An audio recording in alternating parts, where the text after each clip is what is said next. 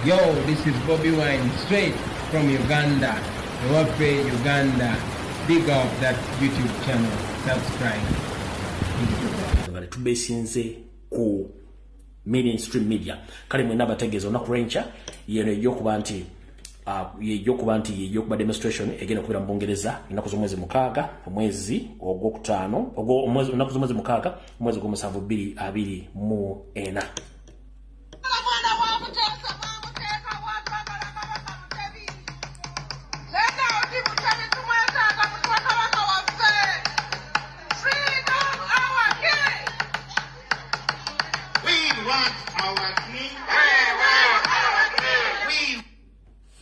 Alright.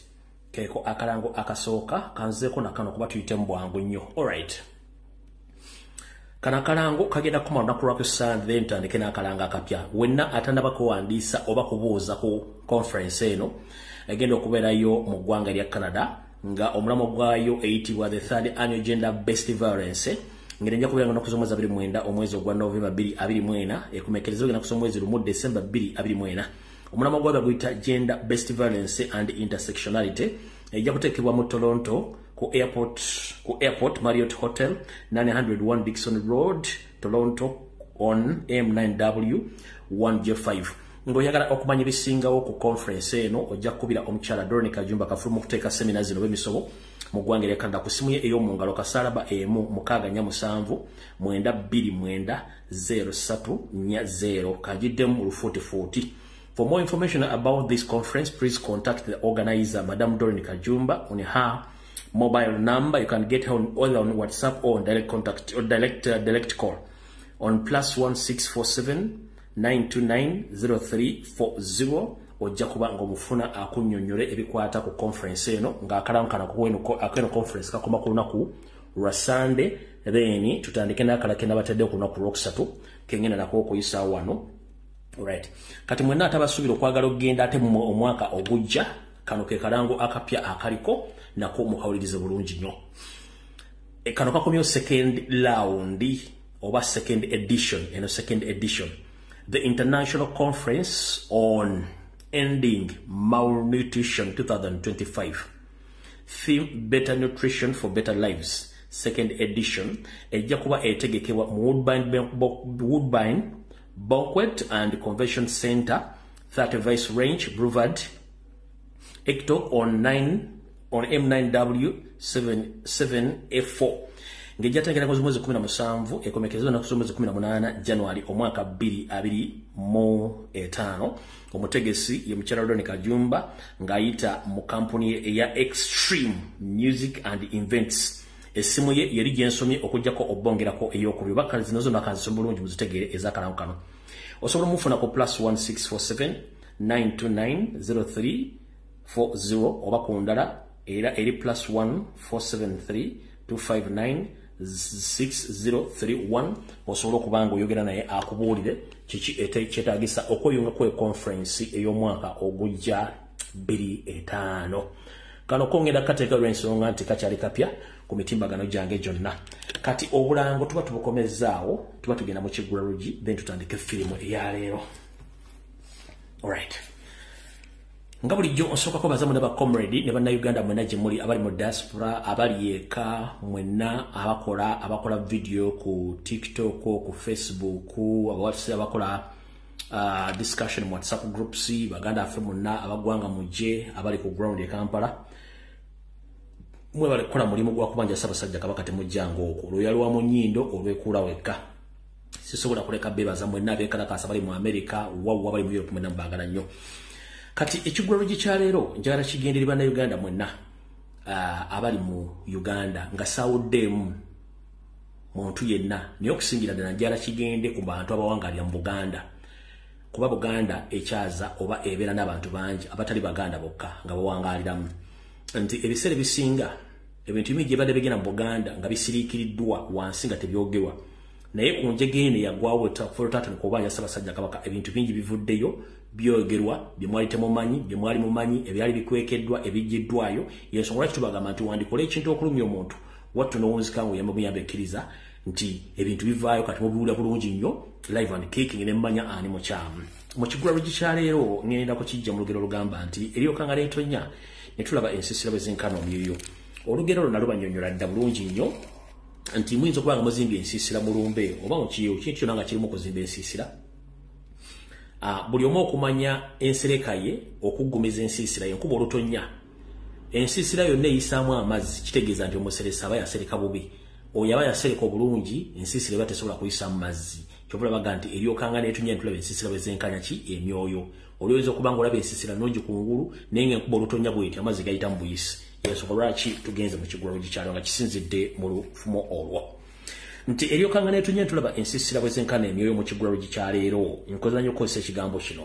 lwaki nti ffenna abantu abadde babeera ku social media n'abeera bawulira mainstream media okusingira ddala mu Buganda mubadde mubuzibwa ku nsonga za Kabaka era nga abantu basinga obungi tebaagala zoogerako naye olw'okuba nti Ssaabasajja Kabaka bamuwamba era aliyo gy'atunuubulizibwa mu ggwanga lya Namibia mutegedde bingi nnyo abantu sekinomu gye bazze bawa endowooza yaabwe ne boogera ebigambo byabwe n'abalala bakyabuzibwabuzibwa naye nga bagira ne bazuukuka mutegedde bingi nnyo mu kino ntegeeza ki mutegedde baani abali mabega w'emivuyo egisaanyawo Buganda nga beefudde nti baami ba Kabaka babitiibwa kumbe balina bye batambuza ebyabwe essaawa zino abeeyita bakungu era babitiibwa Emmengo bali mu kutambula ng'abaano bako kyalo ku kyalo kusaza ku ssaza gombola ku gombola kyalo ku gombola ku gombola muluka ku muluka nga bakuba enjiri nti abantu baleme kwogera ku nsonga za Ssaabasajja Kabaka naye nga babuuza kimu mulowooza babanja Ssaabasajja Kabaka balalu lwaki mutukinako tugaana okwogera ku nsonga za Ssaabasajja Kabaka era bavaayo buggo kino kireetedde abantu okutandika okwekengera abantu abali Emmengo nti abantu bano bandibanga balyake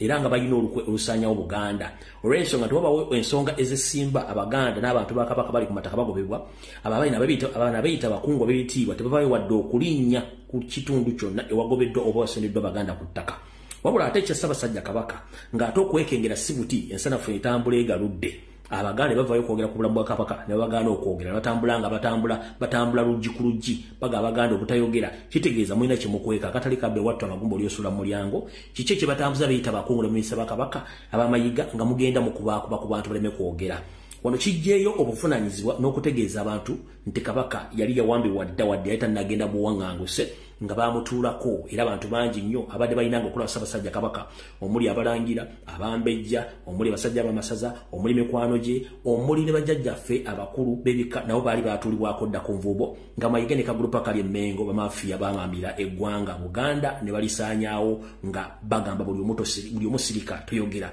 kubanga yenkola yaabwe eyabasibira mu bbwa abali mu Parole State ey'Emmengo kikibadde ekigulalo gikyaleero njera tutandike vidiyo y'olwaleero. Alright. Leero ntandikire Emmengo ntandikire mu general information njagala comment sinyazo kazimala ntandikire Emmengo oba nsembyeyo Emmengo njagala comment 5 mwagala general information mwagala ntandikire Emmengo mbalinze dakiika 5 mbadde dakiika 2 zokka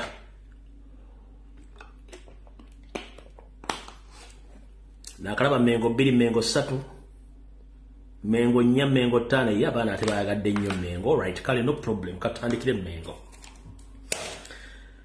muwangudde temwasa keyboard muwangudde Emmengo ewangudde katandikire Emmengo bwe tutandikire Emmengo mwagala kutandika kuwulira ludda wa kanziremu akayivu wano loza katandike wano mwenna abanda bakunaku olwokusatu bwenna jja ne bagamba naye ate kiba kikyamu nnyo obutakuba kantu kano kuba akantu kano abaana bankoberedde akantu kano kansoke nkayisenga bwe mutegeeza bannamu musharinge video nga muyita bannamu kansoke nkuba akantu kano kaba kaddakiika emu kuba kankwata mu babiro pambi abaana bano bankolera akantu musharinge video tulyoke tutandike.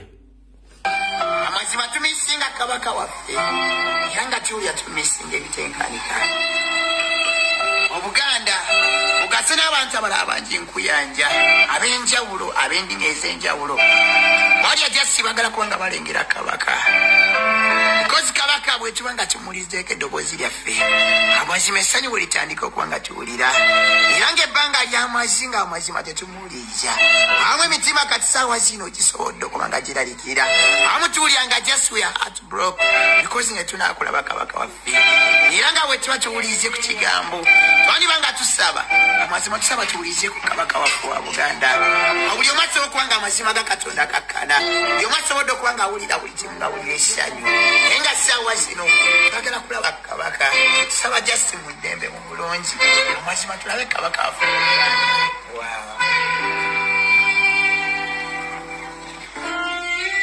alright mwana yankolera akantu ako ndowooza noono muzeeyi koloboza kamuyiseewo tuleke tutandike bulungi musharinge video kwebaza webalinyo webalire ddala ssebo nga kabaka bwe yasobodde okulabika nga akukubira essimu n'atasobola kukubira abasajja beffe abawulira ng'emitima gitukubagana nga twagala okulaba ku mutanda n'otugamba yakubidde essimu ssebo bino si bya bufuzi enkwe zaava dda mu Buganda tugenda ne jjajja wa Ssaabasajja Muwenda Mutebi yali awambiddwako nga nabaali bamuwambye baali Baganda kye twagala kabaka atuwulire ku ddoboozi lye n'eso si kutugamba nti yakubidde gwe essimu ffe tunaamanyira watu otulimbye oba totulimbye soba wekitiibwa Katikkiro twagala kabaka tetulina kirala kye twagala Ssaabasajja makulu nnyo olucucumpologoma ya Buganda abaava Namibia otugambe tuwuno n'ebyokutugamba nti yakubidde essimu era ogiwulira wekka ye maama bani b'obuzaabuza afukaana aba twagala kabaka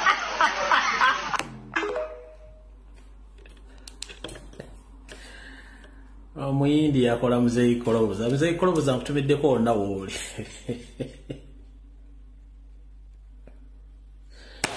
obyali bisekera naye omuzungu yakola muzeeyi koloboza wonna wooli nkutumiddeko abakuli okubaga etundu byakutumidde gwasinga mu kintu kino osinga bangi abataayaaya alright katutandikire muzeeyi koloboza tuli bizi muzeeyi koloboza atatusesa busesa alright katandikire wano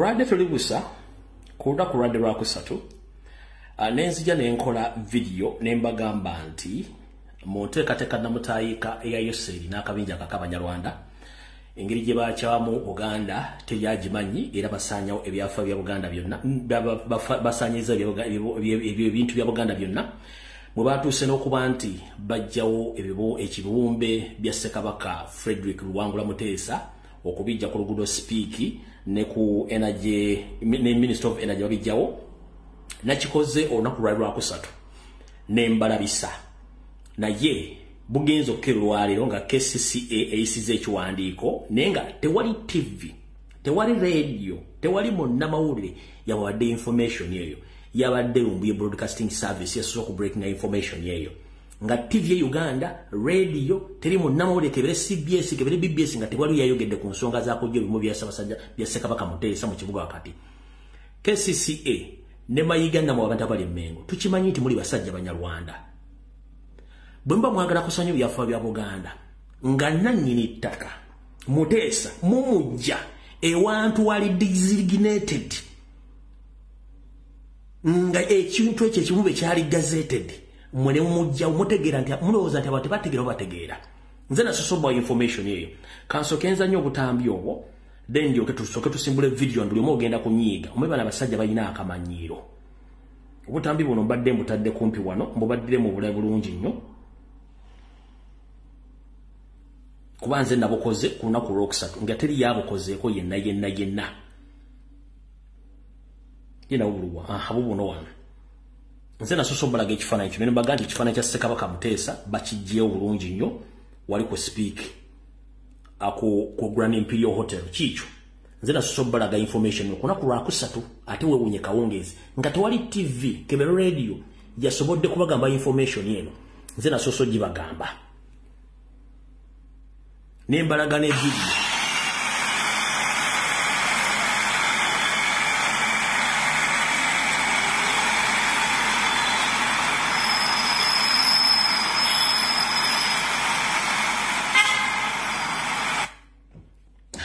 mutegedde bulungi kati olwaleero kino TV kyabwe eky'Emmengo kigambibwa ekiti bibino ebyo biwandiise wano obira bulungi nnyo bawandiise bati ekitongole ekivunaanyizibwa ku kibuga Kampala Capital State Authority KCC ekitegeezezza nga bwe kyakkaanyiza n'obwakabaka bwa Buganda njala sooka babuuza njagala mumbuulireyo ku lukiiko lwa Buganda olwasembayo waliwo ekiteeso ekyajja nga kiraga nti ekifaananyi kya nannyini ettaka eryo Ssekabaka Frederick Luwangula Muteesa bagenda kijjawo mwawulirawo oggulire ku CBS oba ku BBS nga bayise eggulire nti olukiiko lwa Buganda yakkiriziganyizza okusengula ebibumbi bya Ssekabaka Muteesa mu Kampala wakati mbabuuza mu bantu bange abali kuno mwawulirako olukiiko lwa Buganda nga lusoma ebbaluwa eyo oba CBS oba BBS oba omuntu yenna mu Uganda ng'asoma ekiwandiiko ekyo tekiriyo lwaki BBS ekiwandiisire kitegeeza nti bano bali mu nteekateeka esaanyawo Buganda ne ligase ya Buganda tugenze mu maaso nti KCCA yategeezezza nga bwe bakkaanya n'obwakabaka bwa Buganda okusengula ekibumbe kya Ssekabaka Muteesa owookubiri ekiri ku nkulungo eriraanye Speak Hotel mu Kampala mukiteekemu mu kifo ekirala okusinziira ku KCCA kino kikoleddwa okusobozesa enteekateeka z'okutereeza n'okugaziya oluguudo wekiri ndoza mutegedde kati ekiri emmengo kitubagamba nti mubeeremu n'obwongo nze navaayo n'enfulumya amawulire ago ku lwokusatu nga tewali n'omuntu yonna agoogedde kati mutegedde kyekigenda mu maaso mu Buganda era mubuuza era ojja kubuuza omuntu wa Buganda yenna omubuuze owaayi kiki ekyagenda awo nga teri akuddamu alright kati nga bulijjo mbawa current information ne mutegeera nessanyu bategeeza kubaka mbategeeza olwaliro mmwe abatera okubeera mu byobufuzi babuuza ebibuuzo n'abaagala okumanya current affairs across the world olunaku lweggulo eggwanga lya Bungereza lyalonze akalulu era ogenda okukakkana nga Conservative Party ebadde efuga eggwanga lya Bungereza ng'ekulembera omukulu Sunak Omuyindi yakubiddwa mu binnyo era ekibiina kye bayita Labour Party ne kiwangula obuyinza era kati nga Prime Minister wa Bungereza ompya aliko essaawa zino atannalayira oba nga agenda okukola gavumenti ye bamuyita Keir Starmer ye Prime Minister wa Bungereza ompya tebakulya ssente lwaga nti Sunak ye Prime Minister wa Bungereza tebakulya ssente oyo ye Prime Minister wa Bungereza omupya bamuyita Keir Starmer omulabe oyo ye Prime Minister wa Bungereza omupya yoyo Prime Minister wa Bungereza omupya muyinza okuddeeyo ne bakulya ssente ng'owooza simanyi Sunak omuyindi baamugyeko dda olw'emivuyo gye yakola emiyitirivu ennyo so kati Labour ye yazze mu buyinza oluvannyuma lw'okukuba ekibiina ky'abaconservative bubi nnyo mu kalulu akabaddeyo so bwe bakubuuza ekibuuzo gole muli mu debate omusibye ensimbi zammwe Prime Minister wa Bungereza omupya ye Keir Starmer ompya osobola okugaya ekigambo Starmer nga bw'okyulira Starmer mu Luganda naye nga kino linnya Starmer liri mu Luzungu Starmer eya Keir kiri Keir yo Prime Minister pya manya gabiri so tebakulya serezo nga buli muzaala simanyi nga atowooza mbu ate ye Sunak zagenda ko bijja byajja bombe asoko balabako tugende maaso kati katandike information eyatulese mu butongole olwaliro nga tuli Mengo tusoke tuyitemu Mengo then tulyoke tudde bulungi nnyo ku information eri jeno. Alright, tutandikire tuddawa katutandikire wano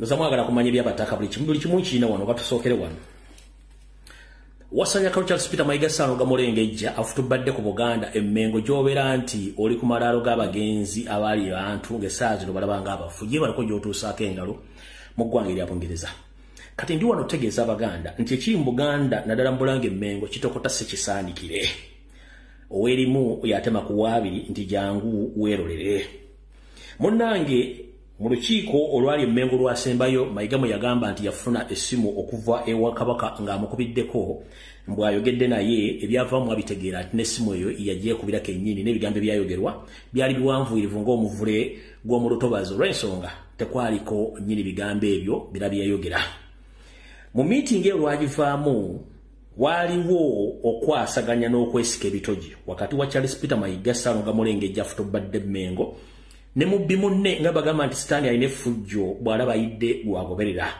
olwamala mu kiiko olwo ne yeesiga ofiisi ye mu nkubo za Bulango omwo mwe beekwatira ebitogi ne mukulu munne mubbi munne Kiwale Bimale ng'entabwe eva ludda wa. Entabwe yava ku kino nga buli omu alumiriza munne okuba nti ayeekera munne babasuuze omunyago oguli emmengo. Kino baabawula bwawuza oluvannyuma lwa buli omu okugira munne emmundu zino zibasitola nga buli omu ayagala kuyisaamu munne amasasi. Nga Wasanya Kalo Charles Peter Mayiga agamba nti abantu abamuyeekera n'okulwanyisa obukulembeze bwe Kiwale Bimale yabasasula ne Kiwale Bimale n'amugamba nti gwe era obadde osasula abantu mu Buganda okunkuba ne ku social media ne ku TV zonna okwetola ensi yonna eri Abaganda ng'osiiga ettome ku linnya lyange. Nabagamba empewo za Buganda zaasituka bulanga babbi batandise okulwanira mu banka gye bagenze okunyaga.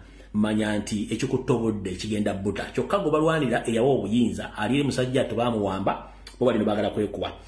Yugayo nga bataasizza okubataawula mu kulwana kuno kwaliwo nga buli omu alangira munne ebisongovu.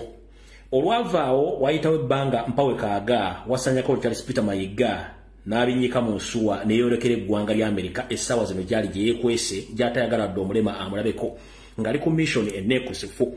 Mission esooka eyamutwala mu ggwanga lya Amerika yeeruwa esookera ddala yeeno.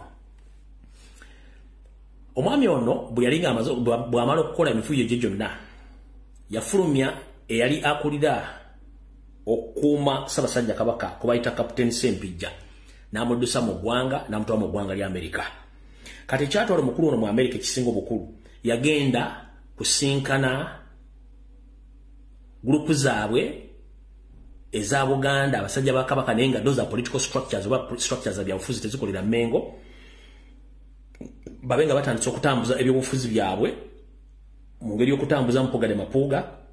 Yensonga lwaki Mwolere Mpogade Mapuuga yafuna conversation oba gye tuyita call ku Voice of Africa okuba nti yayogerako ne Voice of Africa eri mu America y'omu ku mulimu ogwa Tutemayiga.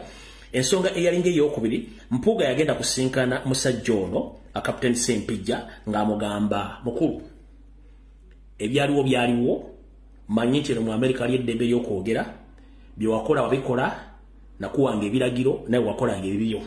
Ekisingako togeza n'osubula ekigambo kyonna ekikwatagana ku nsonga z'omanyi ku bintu bye tubadde tukola mu Buganda ne bye twakola ku Ssaabasajja Kabaka. Yensonga lwaki Mayiga akyali yafumbirira muvubuka oyo amugambo waayi togeza n'oyogera kubanga amanyi mu America waliyo freedom of speech ate omuvubuka ono asobola okuvaayo n'ayogera ebigambo. So Mayiga yagamba omuvubuka please tonvaamu toyogera bigambo byonna. So bali ali yafumbirira mukulu oyo baleme kwogera bigambo byonna era y'omu ku bantu balina okusinkana batandika okwogera ensonga ezo olw'ensonga akimanyi nti information eno singa omukulu ono Kapiteeni Ssempijja afulumya information yonna kyandiviirako Mayiga okukifuuwa ng'akizza munda olw'ensonga nti ebintu bibaakola ne bamukozesa byali bingi nnyo. Naga nti information ero efuluma esobola omuyisa obubi ku nsonga nga bwegenda nti abantu bakyamulamu essubi kumbe abatu bamuvaamu dda buli kimu kigenda mu maaso. Alright, kati kansoke episo nakano Munnayuganda yenna gy'oli waliwo emboozi etambulira mu WhatsApp group, waliwo emboozi etambulira ku masimu n'ebiboozibozi naye ngenzo okukola okunoonyereza ng'abaaka bano batambuza information nti Ssaabasajja Kabaka yafadda Abaganda musirise. Abantu bano bakozesa okutambuza information eno mu kugitambuza bapika omukka oba omuliro mu Baganda bave beekalakasi nenga bagitambuza baaka bano era information etambulira mu baaka bano olw'okuba nti abaaka bano bate bakolamu n'abafu abantu bannansi bafulumya information eyo. Bannyabo ne bassebo abasajja ba Kabaka n'abazanja ba Kabaka njala bagamba Ssaabasajja Kabaka gyali mu ggwanga lya Namibia gye baamuwaŋŋangusiza nga baagala omutemulira yaafiireyo. Njala bategeeza enduulu ze mukubye n'okubanja ko muli mu kukola ye life support ya Kabaka kwali nti akyali ku nduulu yammwe. Otherwise bandibadde baamukwata dda akabbali bamunyiga naye enduulu ze mukuba okwekalakasa abaluwa gemuwandiika video ze mukola buli kimu okwetola ensi yonna y'ensonga lwaki Ssaabasajja Kabaka wali kubanga mu planning yaabwe baali tebasuubira Ssaabasajja Kabaka ayingira ogw'omusanvu era bali bakimetera ajja kutegera nti ali Namibia bali tebakimanyi nti system yawe y'okumusuula eddalo gye bali bategese tujja gitegera buli kimu mu kikuba ne mu kisaanyaawo wuuyo twagonza okukomekeza nga baleetedde mu AI nakyo mu kikube mu kisaanyizaawo batuse n'okuleeta engege zino zizi mususu naye gyeyogere nga byeyogera tebikwatagana n'erinnya mpale za Mukabi Museveni kati mbategeeza musigale nga mudimandinga Kabaka mmwe life support ye mmwe mumuwa obulamu bwe musiriikira mu kiba kitegeeza nti Ssaabasajja Kabaka muvuddemu mu bulamu oyambanga nnyo omuntu ng'omuyamba ku lwa Katonda tomuyamba kusula kusasula yambanga omuntu tomuyamba nti agenda kusasula muyambe Ssaabasajja Kabaka nga mukuba endulu muwandika abalongo balimu baliretera ekyo mu kitegere kinjala osooka okukola ki okujjawo kati omutwe omunafu vidiyo eno sooka ogyesonyiwe nga gwe omutwe gwe gukwata mpola kubanga wano wendaga weetaaga omuntu ng'obwongo obukola bulungi nnyo byengendo basomesa n'obategeeza wano wetulaga mu bufunze video etandise Crocs nabategeeza nti okuva mu 1996 Museveni yateekawo bambega okubega Ssaabasajja Kabaka mu 93 ne Museveni na activating bambega okubega Ssaabasajja Kabaka pako kutukola mu mbeera gye baagadde omuttiramu bali tebakisuubira nti social media eribaawe baligenda omuttira bali tebakisuubira nti ejja kuvayo abantu abaakapawala nga boogera ensonga nga bazino okuba bali tebakisuubira olw'ensonga nti mainstream media gye bali basuubira nti ejja bakola ekigambo kino nga buli omu asirise okutiisatiisa buli kimu naye like enough buli kintu kibeerako obudde bwakyo kati mainstream media ago mawulire mafuma kati tegakyaliwo abaana bali ku social media bateekako ssente zaabwe nga teri abasasulidde ne bakola kye balina okukola which is okay kati kansooke mbazeeyo katumbage video ya bwongo abamanyi ebyafaayo mujjukire nti Yoseriti Bahabulwa lutabayisira mutabani wa Akala ekyensi etemezedde ensanga bisibe yajja mu Uganda ng'omunoonyi w'obudamu najja ne nnyina Esteri Akokondeha era obutuuze oba empapula z'okubeera omunoonyi w'obudamu empapula ze baazimukolerako mu Bulange Mmenga awo era empapula za buli abayokya Bulange eyo oluvannyuma Obote yagezaako nnyo okwagala okuleeta abantu abasobola omubegerako mwe yaleetera Abanyarwanda bamuyambeko mu kubega ne Museveni mwe yayingirira okufuuka mbega Museveni bw'afuuka mbega n'afuna n'okutunta okutendekebwa mu busirikale n'atendekebwa bulungi nnyo bw'amala okutendekebwa ate n'afuna ekirowoozo ekyokwagala okuyingira okulembera eggwanga n'ajja ng'akitandika mpola mpola mu kifaananyi kyenkusiigira njala kutegeeza nti tuddiringa n'omusajja wano mujaasi mutendeke tuddiringa n'omusajja mbega senior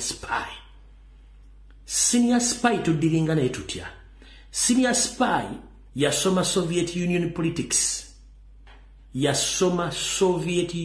politics n'asoma politics wa Mussolini n'asoma politics wa Hitler n'adda ne mukati neewogoma kati bw'amala osoma ebintu byo n'abimasitalinga n'ateekamu hatred oba obukyawe bw'alina ku Baganda nga baamusembeza ne gujja bagira mu bintu bye yasinga okusoma mwe muli ekigambo kibayita oba muli ekigambo kibayita divide and rule ebigambo biri bya njawulo divide kitegeeza yawulamu rule kitegeeza fuga oba kulembera divide them and rule them lwaki divide and rule Museveni gyakozesa 1 mu theory ey'abasajja ba Soviet n'abazungu bagikozesa buli lwobanga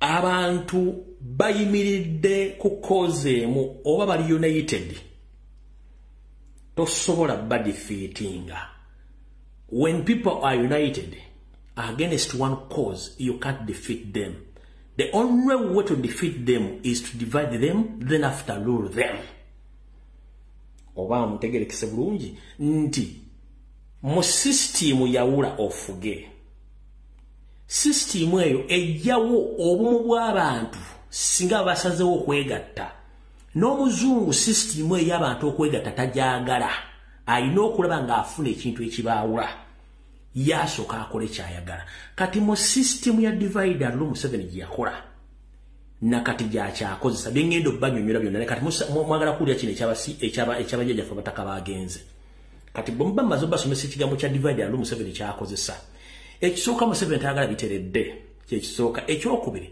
Museveni mu system ya divide and rule muyinza okuba muli abantu 5 mwenna n'abatuma ku mission emu naye mwenna mugenda ku mission emu making sure nti buli omu amuwa equal rights naye ate nga buli omu alina assignment yanjawulo ku ya munne to the extent mugenda okutuuka eri ku mulimu kye mugenda okukola buli omu ng'alaba nti yasinga munne ekivaamu kulwanagana ate emala okulwanagana ate buli omu aba alina okumakinga sure nti alipootinga okwawula enjawukana yammwe gye mulina ku mulimu gwebatumyemu kati ye naaba ng'ali omuntu omu afuna information okuva mu bantu 5 naye nga bagende ku kintu kimu nga kibaawuddemu kati ye n'atuula n'amanya eyo n'ogifunye mwene mwekyanga ne mweyawula ye nga mwenna mugenda kulipootinga ku muntu omu gumuddiza information ye awo asinga okukolera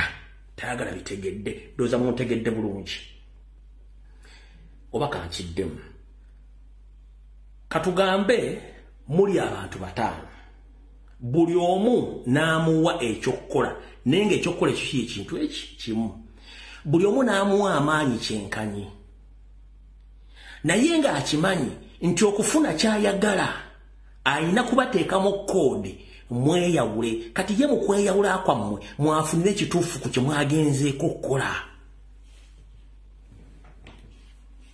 kati Museveni waakola bw'atyo kati katusooke tudde Mengo already kumwe mwenda mwete mutegidde nti Mengo it's a parallel state Museveni gye yateekawo nga eriidingiddwa Abanyarwanda abeeyita Abaganda ne baggalira buli Muganda yenna ow'enkizo eyalina obuvuna obudde mu Buganda ne bapulesinga buli Munyarwanda alina erinnya Egganda sijja kubadda mwenna mubamanyi nabagamba 99% current abantu abali Mengo bonna Banyarwanda Alva Macha amanyi okulanya amanyi okukola ki 99% bonna abantu abali Mengo bonna Banyarwanda wadde amanyi abalina ga Kiganda bw'amala okuteekayo parallel state yo nabagamba mukole buli kye mwagala as long as temuyingira mu politics wange as long as mukontrolinga buli Muganda yenna ow'amaanyi eyandibadde ajja okuvuga Nyanza Museveni ebyobufuzi byange byaki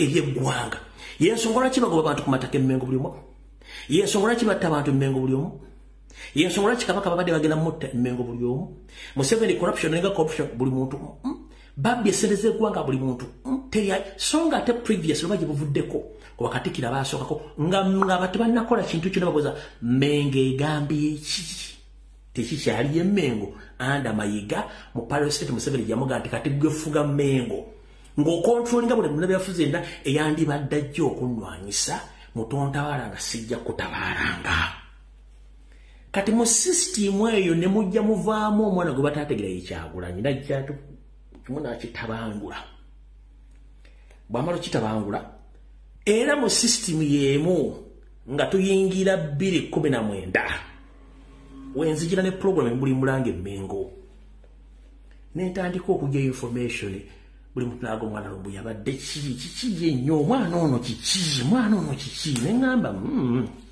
inawe ndaba mu musto omutalaba information nevaayo Kabaka najja musajja atwembera yeyo mbayitira mu bwangu kati Museveni okwagala okufuga Mengo na buli kimu akyeddize 1 n'akwata Mayiga n'amuteeka Mengo amukole buli kimu kyagala n'akwata Joyce Nabbosa Ssebugwawo n'amujja mu FDC n'amuteeka mu gavumenti naye nga naye alina same powers Mengo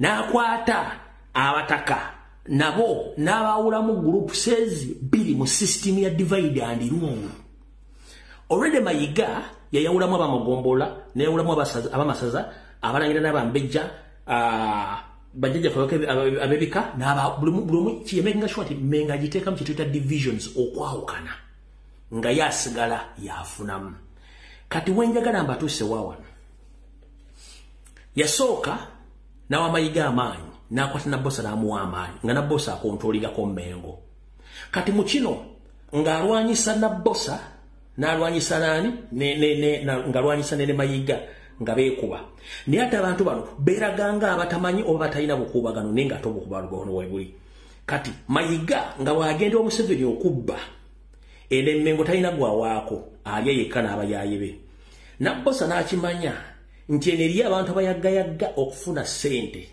n'akwata ekibinja ky'abataka abaasooka n'abatwalibwa Museveni n'abapoloota nesigalayo ekibinja ky'abataka abala abayinkizo abateryankuzibwa ne basigala ebyaddako mu abimanya sigenda bibaddiramu tutuuse ku Ssaabasajja Kabaka bamuwambidde Namibia Nabbosa addamu akwata abataka era Mayiga ng'ako gatamanyi Nabbosa abataka batwala basaba nti bagenda kola Ssaabasajja Kabaka Mayiga ng'akola ki ng'asirika tugenda mu lukiiko lwa Buganda musajja mukulu Professor Badjo Kateregga nti abantu abeesobola twandigeze tulaba Ssaabasajja Kabaka Mayiga bwe mbona agenda ate ennyonyi tezijjule eyo division weeri nengeri kwalaali kati abataka bwe bagenda Nabbosa bwe yatwala ne basabbo bagende balabe ki balabe Ssaabasajja Kabaka bwe bagenda Museveni baga ngenda bakolerako bawone permission mugende netwogera Mayiga naga yayogere ne Kabaka yamukubidde essimu biki era bamugambye alina okusigalayo aweera bulungi nnyo olunaku nga terutuuka nga tebatusindikira AI Kabaka wa AI abaana abasoma software engineer abasoma IT ne software engineering nga tebakuba AI Kabaka wa AI nga tebamuyiwa wansi nga tebasindika bakufuluba enale mu enkwezenge nizijja zirwanirwaneko niziremwa wayitawo ennaku lumuloka ng'abataka tubalaba bolekedde e Namibia abataka batuuka e Namibia Museveni yabawa ssente n'abasitula n'hoteri ennaku ezi 5 abataka batuuka e Namibia nga bagamba kati tutuuse Namibia twagala kulaba ani jukire Namibia eyo Joseph Ndawula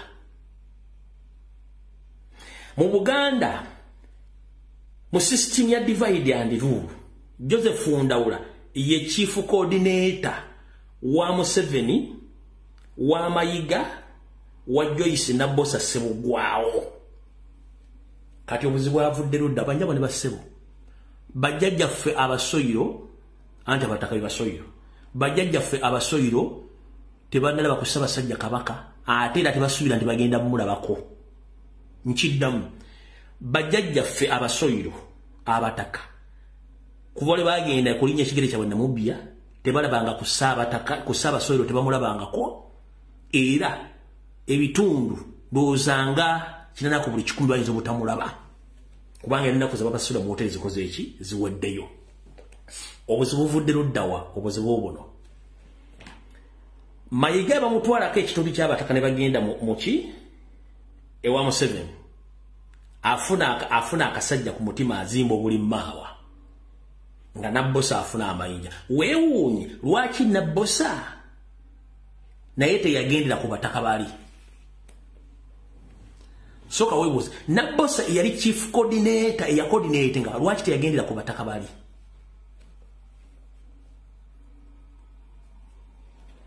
mbuuza gwe kyali wange ali kuno jjajja wange ali kuno taata wange ali kuno lwaki Nabbosa Ssebugwawo teyagendera abataka bali beyaga nti agenda bakulembera abataka batuuka e Namibia kiki ekyazzeeko owulira bulungi nnyo batuuka e Namibia David Wasajja Apuli Charles Peter Mayiga Salonga Mulengejja Agnes Nabaloga oba Agnes Nabawiiki Sara Kagere oba Sara Kafuti nga bawandiika omukuku gw'ebbaluwa nga bagusindika e Namibia nga balagira abali ku tiimu yaabwe akulembera Joseph Ndawula n'abantu abali aba City Mafias obutakkiriza mutaka weyalina yazze kulinnya kigero bakola Ssaabasajja Kabaka waali ne waatudde okumanya Museveni musajja mubi nnyo ate era akyatta nnyo abantu nga n'Abaganda kwe bali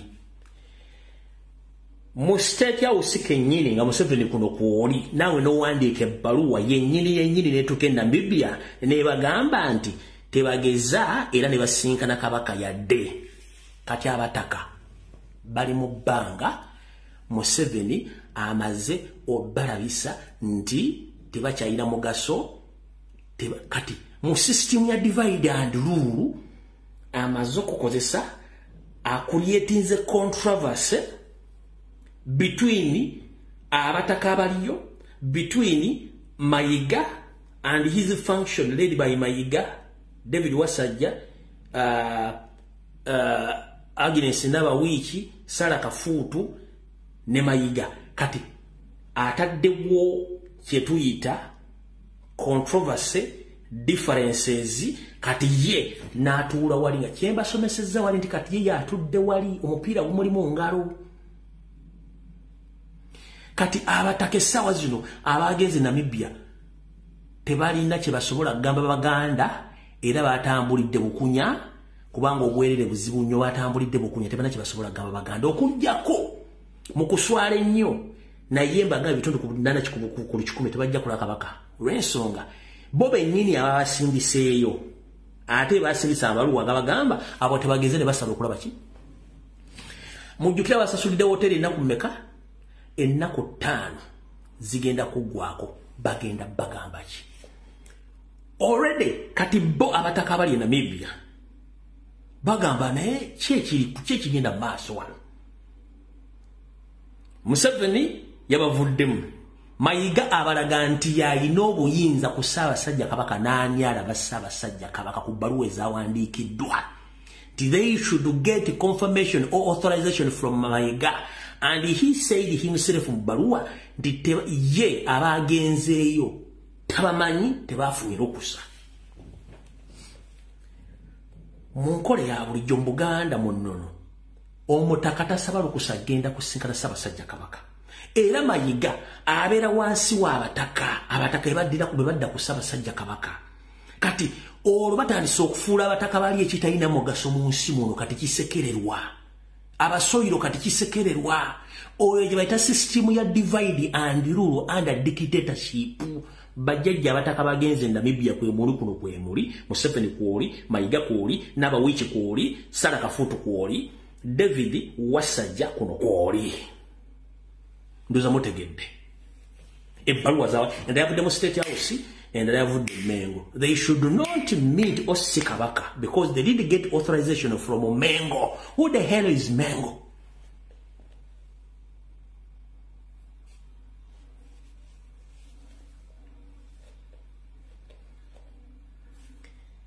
A system divided divide and rule chikomekeza ngera Museveni yatuula wali ng'alinze ke muzannyo gwange guzannyibwa bukolebwa kati bali mu muzannyo gwe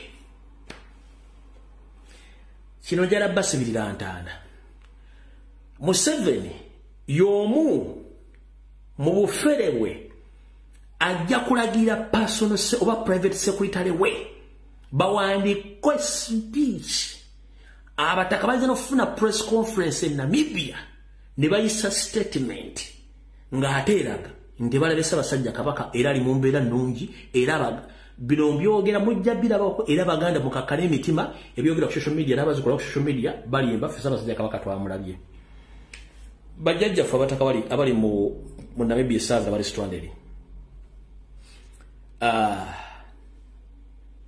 ngenda basaba ekigambo kimu ogutateganya tekuzza nvuma bazzukulu ba Buganda tuwa ekitiibwa bajjajjaffe fengeri gye tuli bazzukulu bammwe aba .com era bwe musasula obuuma ku masomero oba mu mayigirizo gye tugenda okusoma mututwala kuyiga na kutegeera si bwe kiri tiye era bwe tutegeera ne tutandika okwogera ku nsonga enkulu ate munyiiga ne mugaa nti abaana bano basiru naye bwe tuyiga ne tutabachallenginga mulowooza nti ate tuba tutegeera ne bwe tukichallengera mugaa nti bano abaana basiru kati kyekizibu ekiriwo nti oweerera omwana ng'oyagala ayigabire mugezi naye omwana bw'atandika okukulengeza ebintu mu ngeri ye gy'alabamu olw'okuba nti asomye nga gwe kale wasoma kano oba tewasomerako ddala ate otandika nazaala ekyana kisiru ekyana kimbuuza kitya nga nze kitewaakyo simanyi abaana tebategeera tebakyawulira bantu bakulubitiibwa naye nga gwe omuwadde school fees agenda asome ategedde kubira wano tuwandika nti otegedde ensonga zenjogera kumanyi saagala kuva wano nga abantu tebategedde ekindeeta ku social media kusomesa bantu kutegeera byensomesa oba byembabuulira abantu nga bataano munge nti mukitegedde n'abalala bajja bagoberera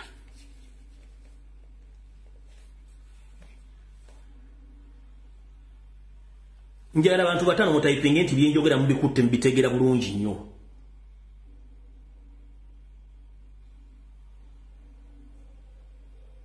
oyo omu tutegedde njala abantu bataano bokka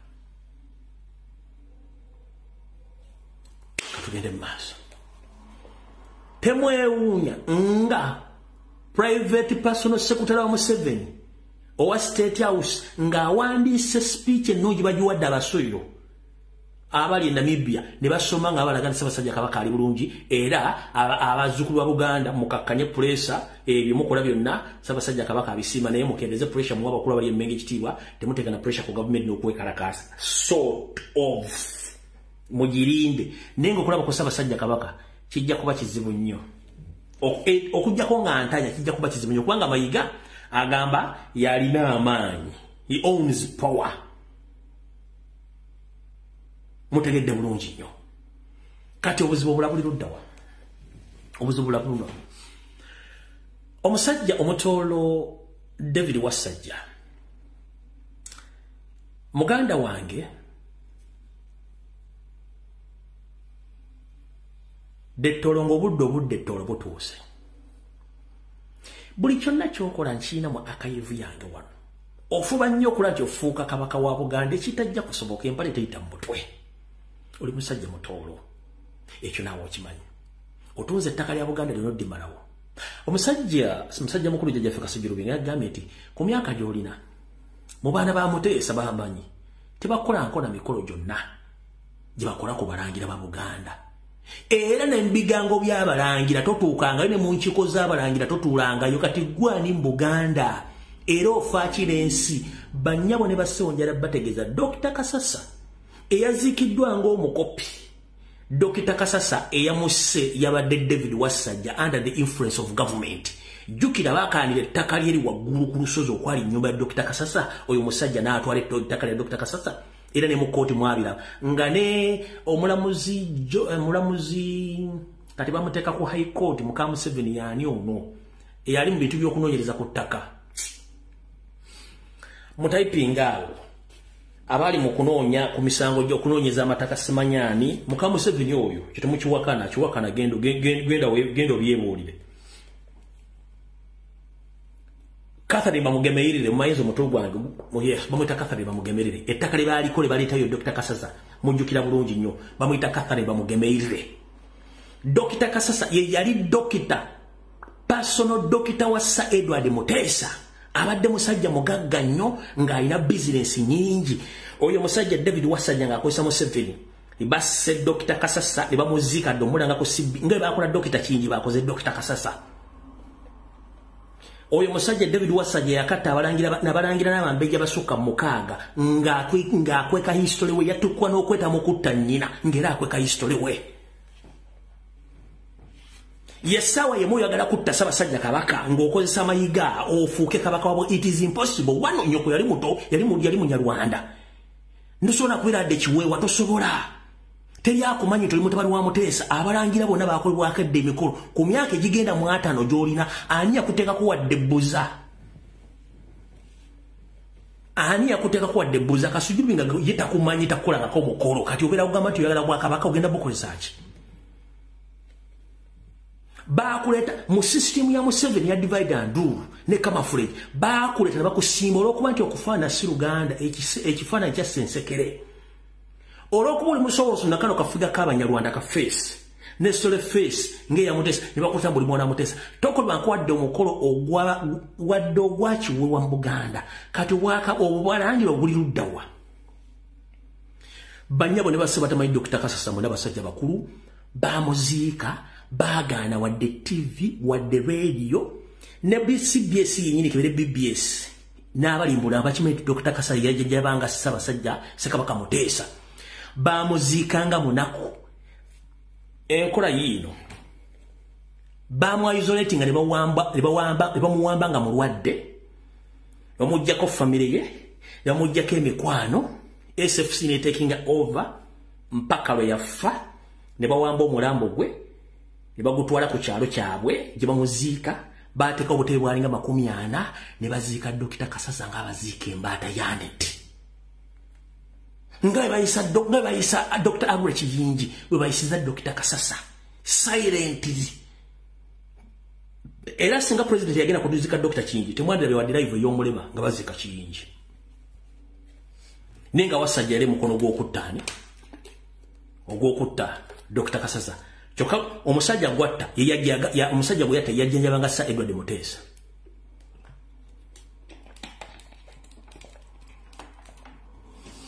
kati mwenna Baganda bali wano ebintu baza bakola ne bawamba omulambo gw'Olanya ne bawamba omulambo gwa Kaweesa ne bawamba omulambo gwa Kasirye Gwanga ne bawamba omulambo gwa Archbishop Kizito Lwanga ne bawamba omulambo gwa Kagezi bawambye ogwanyi essaawa zino the same process and the same procedures the same figures the same people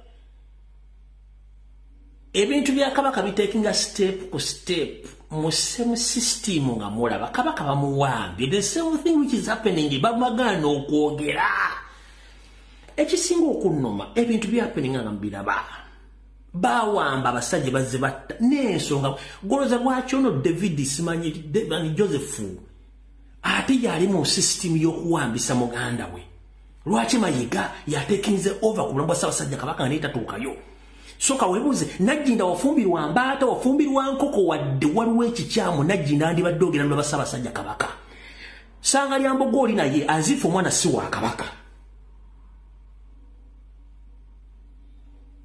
abaana ba Kabaka abala batali babo bonna mu ababulookinga n'abala bali baagala kuwanga kwa kudduka kuva mu ggwanga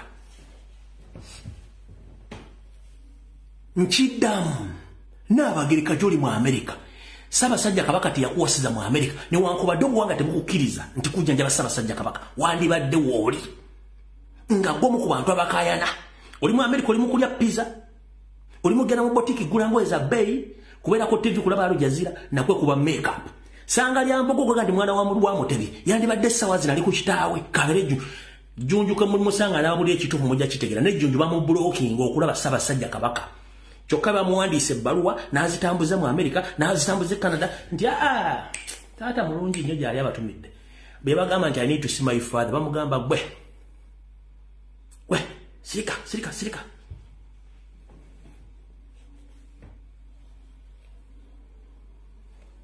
abali okumpi n'ejjunju munoonya ajja babuulira oba okuva lyava mu Amerika ali luddawa ebintu babyalenjinga mbiraba Ssaabasajja Kabaka bamuwambe bamukontrolinze nga bakontrolinze abantu abali bagenda okutta nyamale baziika emirambo gya mu nkukutu kyekigenda maaso muganya okutegeera n'abataka bafudde abajega bali mu bbanga omutaka wa Buganda n'otuuka okubanga otambula nga toyina ndagiriro otufu gy'olaga nga ne yakusigudde okugenda nabbosa Ssebugo wasigadde mabega ensi mugenda gigamba ki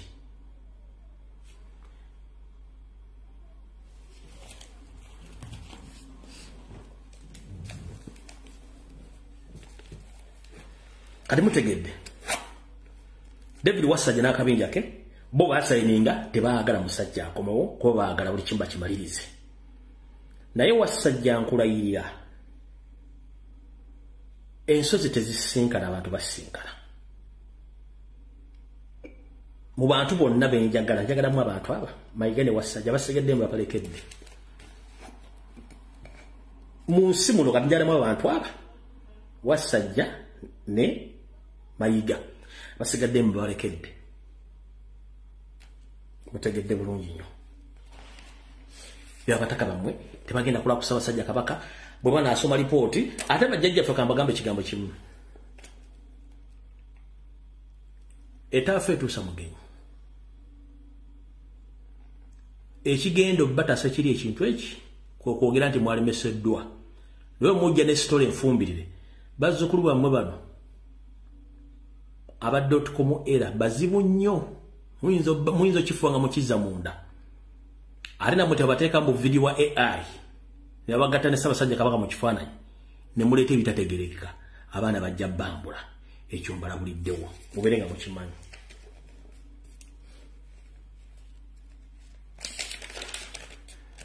mukitegedde bulungi ate n'ennaku ze babasasulira mu hoteri ziweddeko kati mujja kitegeera bulungi nnyo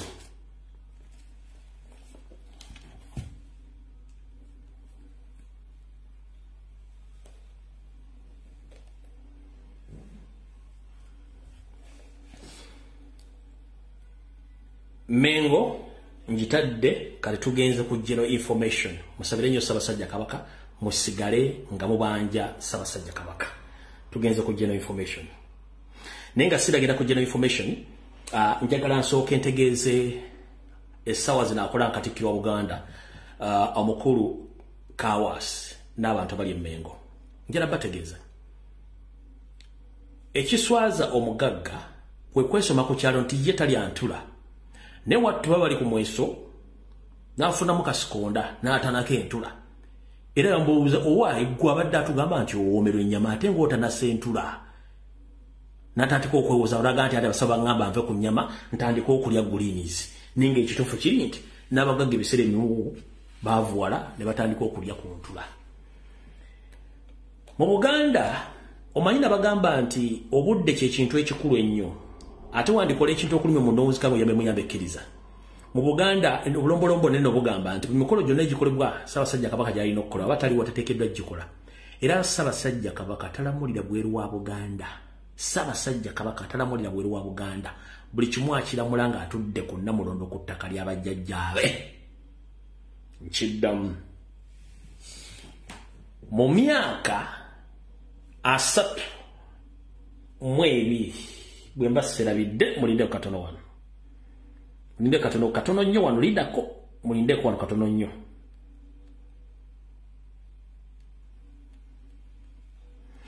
mu myaka 31 bukyanga Ssaabasajja Kabaka atula ku Mulamulo lwa bajjajjaabe takolangako wadde ebbaluwa wadde ekiwandiiko wadde akantu konna ng'ayogerera Obuganda genda okinoonyereze bakikuwa kiri tekibangawo wabula mu njege eriwo bano abatamanyi bulombolombo na nnono abafutubadde Mengo ne Museveni omusajja omunyarwanda atonye mooli ne bakola ka video aka ne bakasindika mu Ssaabasajja Kabaka ayogeddeko gye tuli ng'asinzira ye gy'ataayogera gyali mu Buganda ebyo tebikola emboozi endagirize bagamba ekola ki esaana bayomba baganda tuga nti emboozi endagirize esaana bayomba lwaki baga nti emboozi endagirize esaana bayomba ffenna tukulidde ku mizigo tubadde ku byalo nti abayomba batuuka ekiseera bayomba buli omu n'amanyi obuzibu obuyinza okuvaawo ne weetegulamuko ne weewa ekibangize mutandika okuweereza akagambo gwe olinga omuzikiti gwe Najja Nakumbi gwe olinga omuzikiti gwe Lubagalodi gwe olinga omuzikiti gwe Kampala gwe olinga kino ne bamusinkana bwe muti bwenyi ku bwenyi muyinza okulya ng'enfuufu ekola ki efuumuuka bagambira nti emboozi endagirize esaana bayomba Ssaabasajja Kabaka talagirizanga bubaka abasajja n'abazaana ba Kabaka n'Obuganda okuba obubaka abuwa ali ku Namulondo ya Buganda abali Mengo. Do you copy that? No Museveni omunyarwanda atonye mboli mukitegede bulungi ekyo tuyinza kyetuyita ekifundikwa kya AI video nkifundikidde bulungi nnyo. Over to you.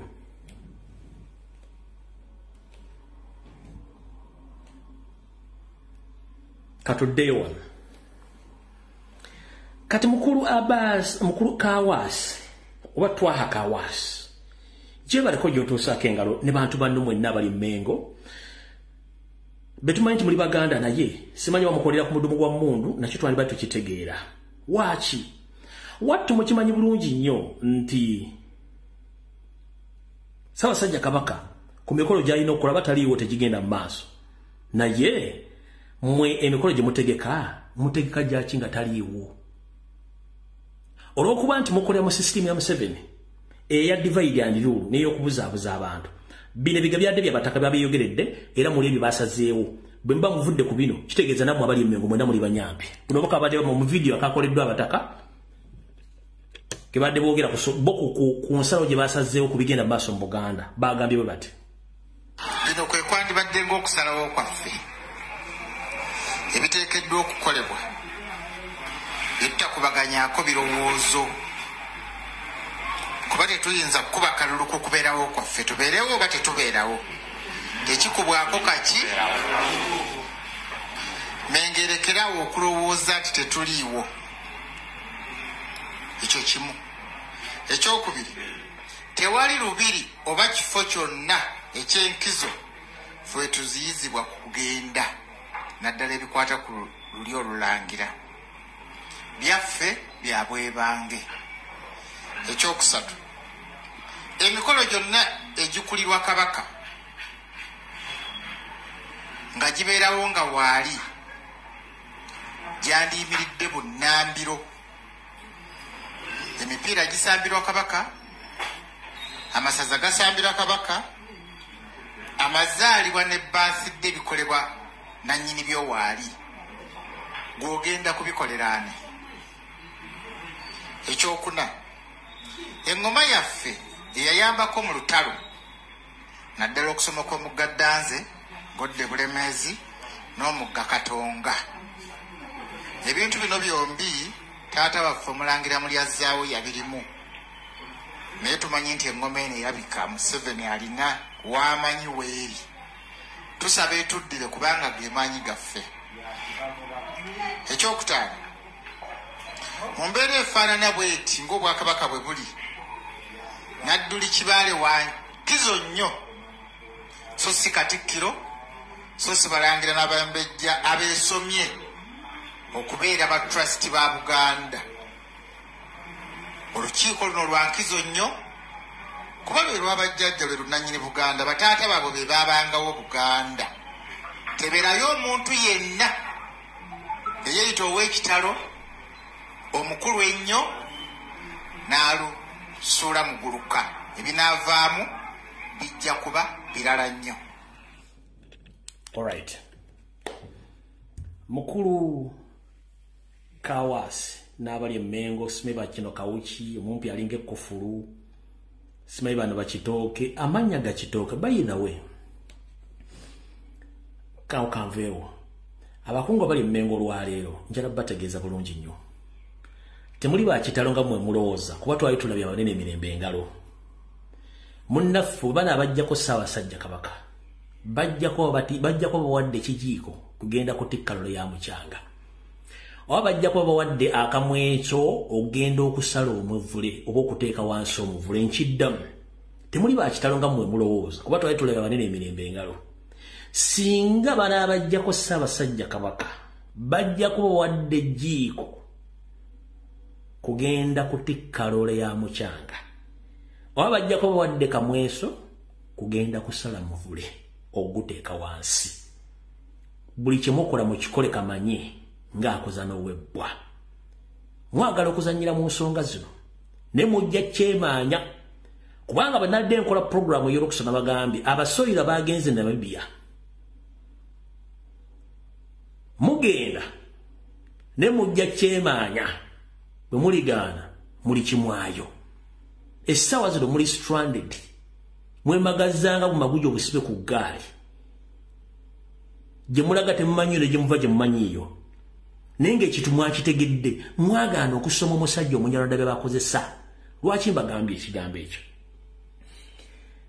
mu Buganda Ssaabasajja Kabaka tabana ba trustees kati na Saara Kafuutu Agnes Nabawiiki David Wassajja omusajja omutoola apuuli Charles Peter Mayiga Sanoga Mulengejja John Katende Kiwalabye Male mwakola ebbaluwa ne mutwala ne mufuna powers of bantu ne kulwammwe ne mweddiza okuwamba Ssaabasajja Kabaka abatakitegera kankibannyonnyole Ssaabasajja Kabaka yawambibwa okutwalibwa e Namibia Museveni ne banne ne bateekawo ebbaluwa ne bajjako Ssaabasajja Kabaka obuyinza bwe ng'obw'omuntu okwesalirawo era emwala program nabagereka gye yali aleese esomesa abantu abaliko akajja bangu njala babuuza program yakomawo mpozi program yakomawo mpozi kubanga kina bagende nti bwowerera omwana ageziwale omwana amala ogeziwa nate kukubuuza ebibuuzo ate gomuzadde gota ono omwana atandise okumanyira nga musiru muzibu wamuwerera genda kugeziwala kati waki omuvuma nti musiru wattu mujja tuulya kabaka bamujja ku rights ze kati zino embaata zaane tezitudde Mmengo zino zikabuzi zajjako Ssaabasajja Kabaka obuyinza era ne zisibaga Ssaabasajja Kabaka zimusibire Namibia nga baagala tayagala aveeyo era bo bagamba okufana butanyagwa alina kusikisa mukono ng'ali Namibia ndajjajja ne babawaanawaana okudduka mujja kuyita mupangisa temula nti mulina obusambi bw'enkoko mulina abakuuma nabagamba bajja balya nga mberengo tunnabalya kati mwabaga nti muli ba trustees sime mukole emikolo Mmengo gyonna mukola gya bukunya gya bwere tegijja kukkirizibwa awo tuvuddewo musabire Ssaabasajja Kabaka tugenda kujja information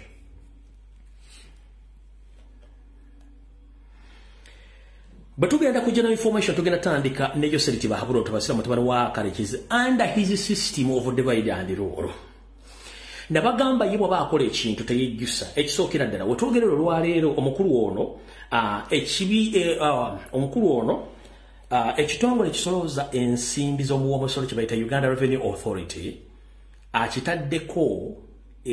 akitaddeko group endala ekitandiko kinoonyerezaako n'okukola emirimu egyefaananyizaako ku jjo nga ekitongole ekyo kigenda kuba kikulibwa omusajja ono eyayita David Kalema naye David Kalema bw'omutunuulira ayinza okuba ova Ethiopia simanyi ono David Kalema like ava Ethiopia David Kalema like mu Ethiopia oba sina kindi ava eri ava Gitarama oyo David kimekire ayinza okuba muri mu Ethiopia oba ava wani oba Musumali oba Munyarwanda nenga yeita David Karemera in fact si Karema ye David Karemera oba mu Ethiopia oba muri no nabika mu Ethiopia mu Eritrea kati egule lisomeritia bweriti bagambye kandi sema wali bulungi nnyo tulira bulungi nnyo egule lisomero bweriti press release Friday, July 5th of 2024. Yoseliti Bahabula Tawasirwa creates a new unit to oversee Uganda Revenue Authority operations and fight corruption within the administration of the system. So, mujukire IGG gobayita IGG Betikamya. Aino kwata abali benguzi mu government yonna nga ne state house mugitwalidde yamuterawo ekibi yamucreatingirawo body endala eya state house my anti-corruption unit ekulibwa omukyalo Munyarwanda Nakalema eyita Omuganda eyo nayo weeri kati akuliyetinzeewo body eyokusatu nga naye egenda kulwanyisa ate buli bwanguzi mu Uganda Revenue Authority ekyo tuyita divide and rule still omuntu omu aina three parallel bodies under one ministry or one body bonanga balina ku reportinga ku muntu omu so creating a mistrust creatinga abantu bali obutekkiririzaamu bombi bonga babeekuba bubekuba muli buli omu abalina okuexercisinga amaanyi ge okuddiza Yoseliti report yenga atudde wali bwati kati kina kyakikoze jukira IGG wali Revenue Authority ku myaka gyebaddewo nga teyinako muntu agikulira mu kiti kati ataddewo akulyetinze osimanyi mugi agise the new it oversees Revenue Authority operations and fight corruption within tax administration system. Negenda bwet the Presidential Press Unit UPPU wishes to inform the general public that the President of the Republic of Uganda His Yoweri Museveni Kaguta has created a State House Revenue Intelligence and Strategic Operation Unit to do and oversee on Uganda Revenue Authority URA operations and fight corruption within the tax administration system. President has also appointed Mr. David Karemera as a senior presidential advisor head of the unit. The creation of unit will help the government to close revenue leakage and boost tax collection ends there. Kati ekisinga okuswaza kiri bwe kiti. Omukulu ono gwe balonzo bamusopya bamuki ate mufwemuzi mubbi yaggulwako dde emisango mu mwaka gwa 2018. David Kalembera ne banne basatu baggulwako emisango era emisango ne gibasinga. Musango bamufuna baguyita foleni likamba somero wano oba kanzire wano mbalage emisango ejja muggulwako goba gwa pointinze nga ne mu kooti emisango gino gigi emisango gya muggulwako dda.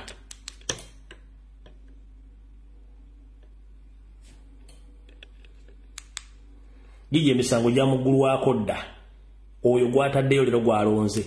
Kati kitegeeza system y'ababbi kubanga kesi gye bamuggulako esoma bweti Republic of Uganda and the High Court of Uganda Anti-Corruption Court at Kolo Criminal Case number 7 of 2018 Uganda versus Prosecutor versus Kalemera David A1 Semanda Ivan Paulo A2 and Kaziwe Ronald F3 accused before judge Gidudu judge kati ate bamuvunanako emisango gy'okulya enguzi ate kati gwatadde ku kitongole ekirala ekyate kinonyi ekikwakigenda tukwasa Uganda Revenue enguzi n'obatunira n'amaaso ne gakuluma. Sarah Cow and Educate Cow System.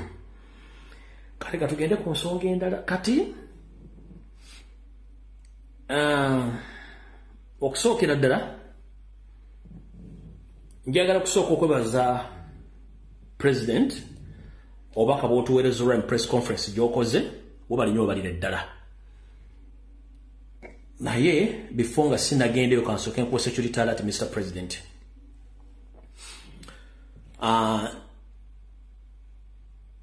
Ku office enkadde era kati nga ly'essomero erisomesa by'obufuzi bw'oba olitunuddemu bw'oti mu gate main gate oba gye tuyita wankaaki ng'oyimiriddemu bw'oti butereevu opposite waliwo ekizimbe ndoza kiriko eddwaliro.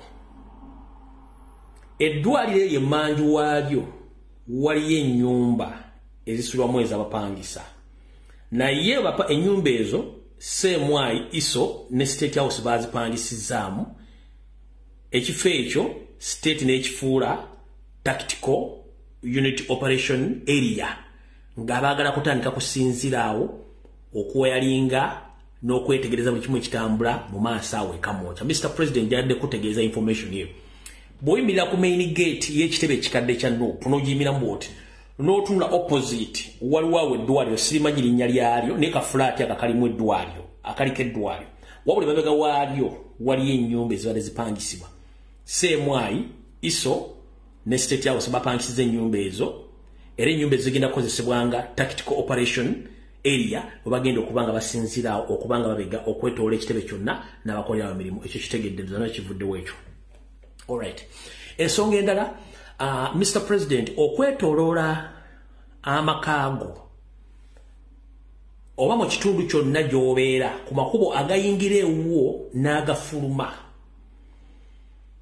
ntegeezeddwako era nkutegeeze nti mu area zonna bataddemu operations areas era zo ziri tactical ziringanga 3 ziri unit 3 buli luguudo lwomanyi lwonna oluleega ewuwo era olufuluma ewuwo kye baakoze ku kitebe kiri ekikadde okufuna bapangisa kye baakoze naye nga gyebantejagala okusimbako essira we wali gye baziika mukyala wa Nyakaana we baziika mukyala wa Nyakaana awo bulwadde awo waliwo kafulaati akali awo kafulaati ako oluva konna Semwai ne Iso ne Eso bakapangisiza eyo nayo operation tactical zone area kati gana makuba malago oyitamu okuyingira n'okufuluma nabo bapangisizaamu era nabo bagezaako nnyo okufolowinga n'okunoonya butya bw'otambula buli kimu n'okutandika okusipayingako. So President by'otambula njagala omanye nti bala basajja ekitundu kyonna ky'osulamu bakitaddemu operation areas okuba nti abadde bakulondola olumu balina okufuna information kati abadde batandika okoperatingiramu areas zennyini kati kimanyi Mr. President bw'otambula amakuba gagenda ewuwo n'agafuluma ne mu kitundu wonna batandise oteekawo operations areas basically nga ziri ku ggwe zikola ki ate network evaako ebadde eragaluddawa agamba tolina network baleka bagikuttemu ndowooza baleka bagikuttemu kasitandika ku information eri sensitive nga batandika okugikwatamu. So Mr. President kitegedde nakyo beera ng'okimanyi ekyo kira Mr. President njagala otwala obuvunaanyizibwa naawe otandika okubega abantu ku mirirwano egyetoolodde ekitebe kya National Platform mu maaso g'ekitebe saako ne areas mu mbiriizi n'emabegawo zonna naawe otandika okusula enkesi kuba mulimu abantu be bataddemu nabo tuopalete okubanga baketta n'okubanga bakola ebintu byabwe awo tububa tuleke tugende mu maaso ku nsonga endala. Alright, Crocs ku which eno yenyini Crocs tunakola video nga omukulu Mpuuga Mapuuga ali mu bitundu by'Masaka yogera bigawo bingi nnyo Father Kibi yasitula n'agenda okuba nti ebintu byamuyitirako kati njala soka bategeeza muna bakamred. 1 tukimanyi bulungi nnyo nti Mpuuga alina team bazze mule bakwatagana wakati wa Mpuuga DP Block batambula bakola blackmail propaganda batandise n'emize ejijja ku mikolo nga kuliko abantu ba Nuupu tandika obbajjako obuzira n'obbalwanyisa n'obbakuba. Kati ekyo kye bakola bakiyita provocation. Ebyo bintu DP badde bikola all along history mumanyi bulungi nnyo. DP Block ne DP they are good at provoking. So Mpuuga under influence of DP Block batandise creating obubinja obugendo tandika provoking abantu ba Nuupu bonna we bali ng'abakyankala n'obbagulako olutalo. Mu kino kye baagala nti singa bagulako olutalo mulwane nabo poliisi ejje ekwate buli muntu aliwo bamutwale nenga bo bajja bata basigaze mmwe. Mu nsaba yange y'emirembe ngenda basaba please totta kibenga tonna kikenenya ndusu. President yatugamba tukuume emirembe. Kamera zammwe zibeereko ng'obujulizi. Omuntu bw'akola effujjo nga bakoze ku comrade wa form gwe bajjeko akazindala ba DP bennyini ne babanga tajja kuwogera. Please don't fight anyone mbaleke. Kubanga bano kibagala banoonya ekigambo kye bayita cause of breakaway. Banoonya ensonga y'okwejja mu Nuupu bagibuulira publiki bo banoonya engeri gye bavaawo abamu nfunye.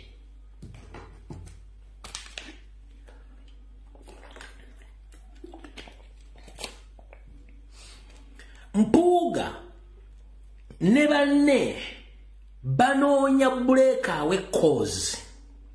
Lwaki breakaway cause? President yatula n'Empuuga n'amugamba nno bw'oba waya ssente weetonde kiggwe tugende mu maaso. Mpuuga n'agaana. President n'asirika ne kiva mu public ne kisaasaana. President n'akyusa n'atewa Ssenyonyi obukulembeze bwa Luupu onamu obwa commissioner. Ono bwe yagenda maaso ng'ayonoona President n'awandiika n'okwa commissioner bamuggyako Mpuuga n'abulemerako. President yalwana naye. Era President n'abeera mwegendereza nnyo n'owa Vice President mu Buganda region tannabo mujjako era akyabusirikidde kubanga totta kibenga tonna kikenenya ndusu. Bano kati essaawa zino banoonya kinyusi kiraga public nti bayabukanya bubi ne Kyagulanyi ba ne Nuupu. Ffe tetugenda bawa kinyusi ekyo kigenda bakkiriza kudduka buddusi bagende no be balina kyetandikirawo. Nga President bwe kyali ekizibu nnyo okugamba nti Mpuuga amweggyeko nga Mpuuga si yamaze okwekuba ggoolo. Mpuuga yekuba ggoolo ne bw'anaaba atambula ludda watena gwagenda kugamba nti Kyagulanyi mubi ne bw'onoomusiiga empitambi. Kati bakomredi bwena ku mikolo gyonna mukimanye nti ba DP Block Mpuuga group bonna bagenda tandika okukola kye tuyita provocation oba kyokooza okubajja ku mulamwa n'okwagala otandika okuliating entalo nti abaana ba Nuupu balwanira ku mikolo. Please, this is my humble request. Temugeza ne mulwana n'omuntu n'omu essimu zammwe zibeereko mu record. Mulina amaanyi mukubamba maanyi. Please, temulwana na muntu. Batunoonyereza ebbanga ddene nnyo temulwana mbaleke.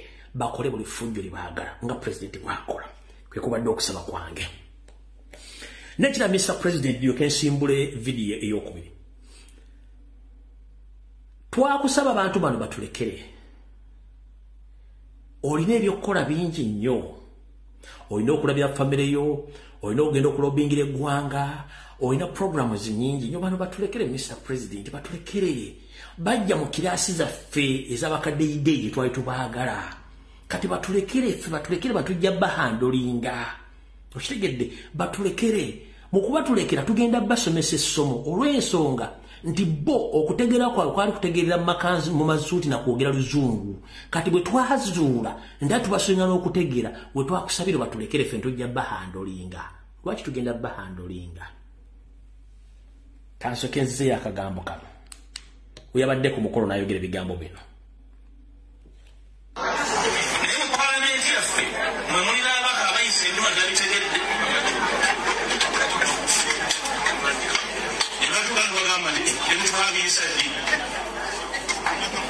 Mugamba abantu abagala obukulembeze bafuluma amabala g'okunyoma ng'okutamiira bave ku ngata bave ku nningi nga bakali bagamba byagala obukulembeze esaawa emunya agoberera esaawa emumeka munya tosobola kukulembera banno oyagala kukyusa ggwanga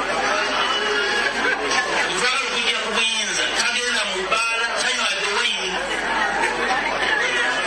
abalagoogera tumanyi kibalidde bakibalidde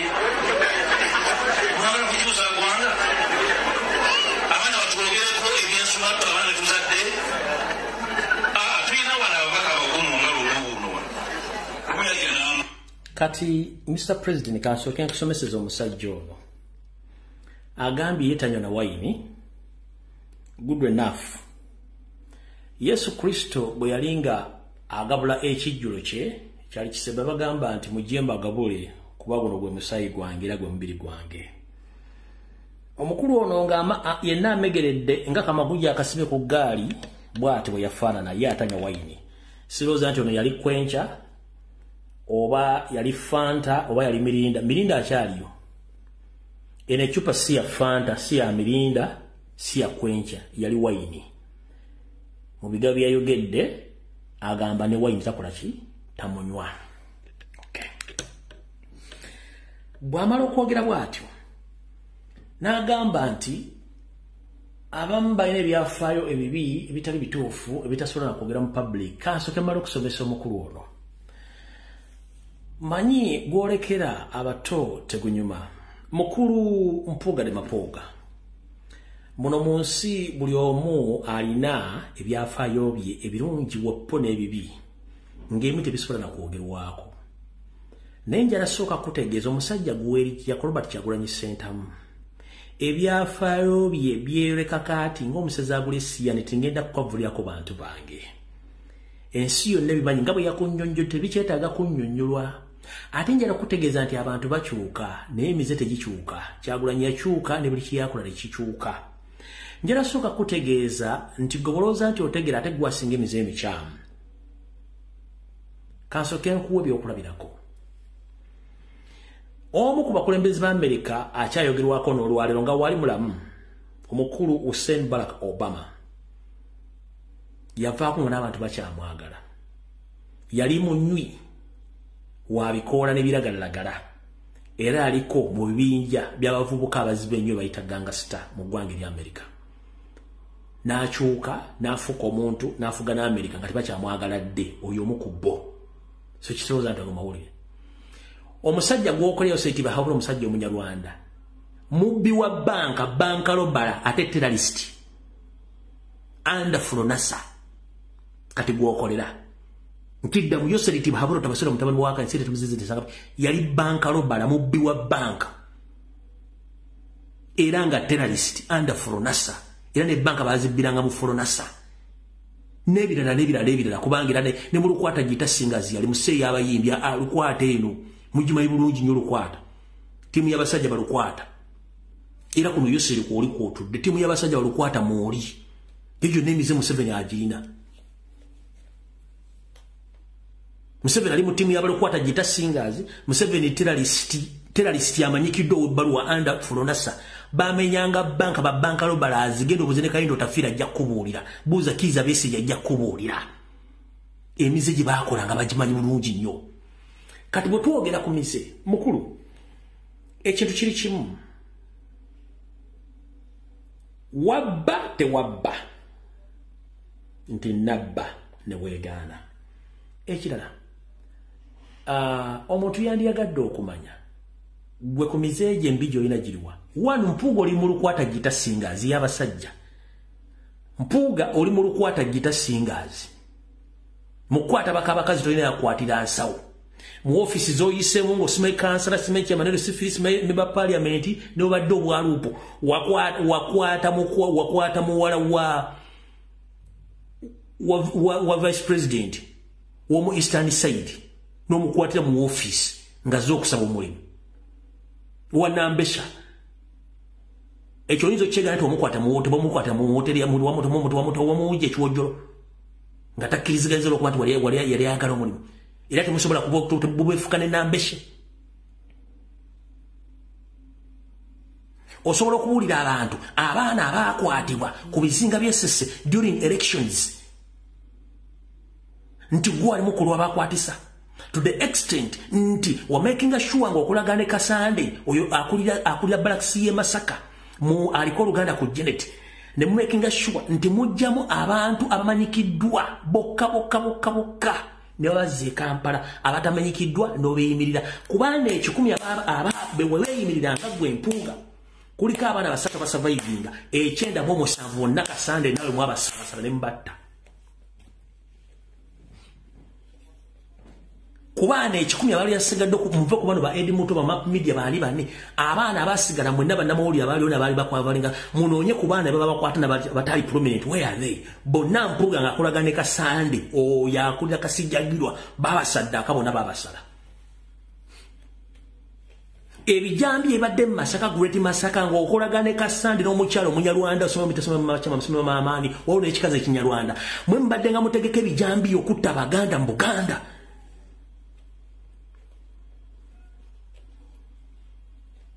oza tukimanyi tusirisa ebintu bingi nnyo ne tusirika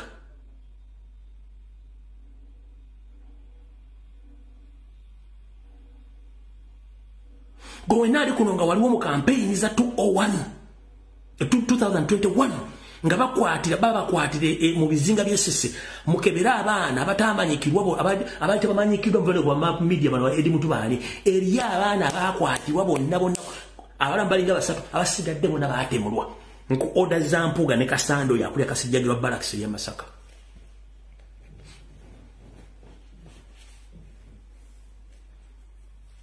ati yagala tubigiyo mukulu gwalina history gwa nti olina history omulungi ono history gwe lyandyegadde okuwulira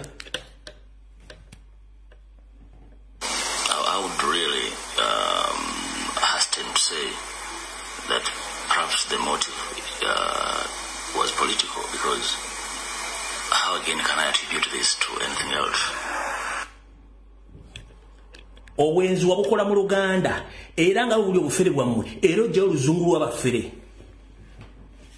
wawujja ekiwojjolo kya muko omusajja Sempiira bakubuuza oddemu ebibuuzo bakwatidde mu bwenzi how can I contribute for the incident mwemwe basajjamu abafere Owenzi wabukolera mu Luganda ne gweyenda ne yali mu Muganda bakubuuza ebibuuzo otandika mu luzungu mutandika kwefu mwabafere mwabogera olufiri suit n'oluzungu abafere suit mutumazeeko emirembe gwe kisajja gwe bakute mu Sempiira kuya amasasi bakubuuza odda mu luzungu okubuzaabuza kuba toyagala abantu bategere ejemize ebirungi gwe kasajja gwe kankaze wano I would really hasten to say that perhaps the motive was political, because how again can I attribute this to anything else? This is how Matthias Mpuuga explained the motive of his shooting in Masaka from his bed at Rubaga Hospital, where he was transferred from Masaka yesterday. But now Masaka police say the shooting was due to rivalry over a woman between Mpuuga and the former auditor of Masaka Municipal Council, John Sempiira, and not politics. I want to refute allegation that this is political. There's nothing political. It's an issue to do with the private affair. The police say that after the shooting, Sempiira and Harriet Ndagire allegedly arranged to rush the victim to Masaka Hospital. After shooting him and the wife and took him to the hospital together, to the Masaka hospital. Same period, the man who shot Mpuga was arrested last night and is still held by Masaka police as investigations continue. So we are going to charge Sembira with the attempted murder by shooting. Mpuga, meanwhile, is still admitted at Rubaga Hospital here in Kampala, where he was rushed by Harriet Ndagiri. Both Mpuga's car and Harriet Ndagiri's car, which was used to transfer him to Rubaga Hospital, have also been impounded and are being kept at Masaka police station. Bakwatidde mbwenzi odda mu luzungu kwatu yagala batuuze bamategere nti Mpuga bamukwatidde mbwenzi bakubuuze bitano wabiri otandika kwogera Lufaransa Lufirisuuti wajja ku pejo noyogera ennimi 87 nolema okwogera Oluganda kubanga mwafuka Buganda Royal University waleka okuva ku kirino okutuka kwa administrator bunango bawugize ebiwojjolo amu ne bafiro n'amaka gaabwe kyemukoze mmengo basajja bakulu mugende mpola Mpuga genda mpola ugondo yagala bintu bya kulwana ngo yagala open battle totekedwa na kuyimirira wantu wona. In fact, president don't dare mbono bwanga wagamye tosobola kuyimirira muri wanguzi mubbi teri muvuli wa muguzi atekedwa kuyimirira abantu nga ayogera. He is a thief, a typical thief. He is a rapist. Mubbi wabakazi katwogera nayo ku nsonga ki atokumanya ensetegeera mwe muyita abasiri we basinga okutegeera. President yakonziridde mu bulungi nnyo. Uli president kyamugambye bambuza simanyi obaddala ensonga nkulu ebanyina ogiwaako ogyongerako eddoboozi naye okibuuza ate tuli baweereza bammwe kitukakatako obaanukola. Ogambe nti abamu ku bakulembeze bannaffe baavuddeyo ne bagamba aba NUP batamiivu n'abanywi banjaga. Simanyi oba mu Uganda, mu East Africa, mu Africa ne mu nsi yonna waliwo atamanyi byafaayo byaffe nawa gye tuvudde.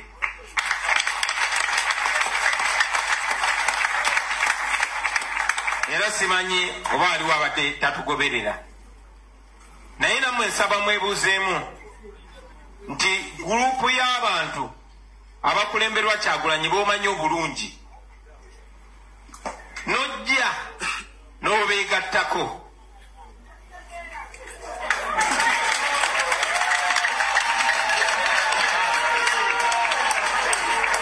nga banywi banjaga banywi bamwenge naye ne weegatta okwabo abanywi b'enjaga ne bakulonda obeere deputy president obeere ng'oli mumyuka w'oyo omunywi waki era nokkiriza era nosanyuka bulungi nnyo.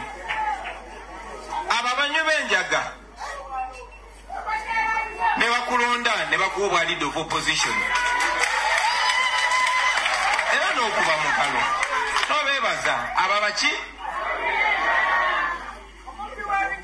abo abanywi b'enjaga era ne bakulonda ne bakufuula commissioner era nokkiriza naye ate bobba ne bagamba nga banywi b'enjaga tetukkiriza mu bubbi kati awo ne bafuuka abanywi b'enjaga.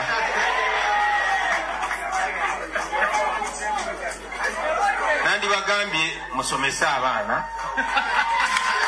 naye sijja bagamba bwe batyo njja bagamba mukuze abaana mubuulirire abaana.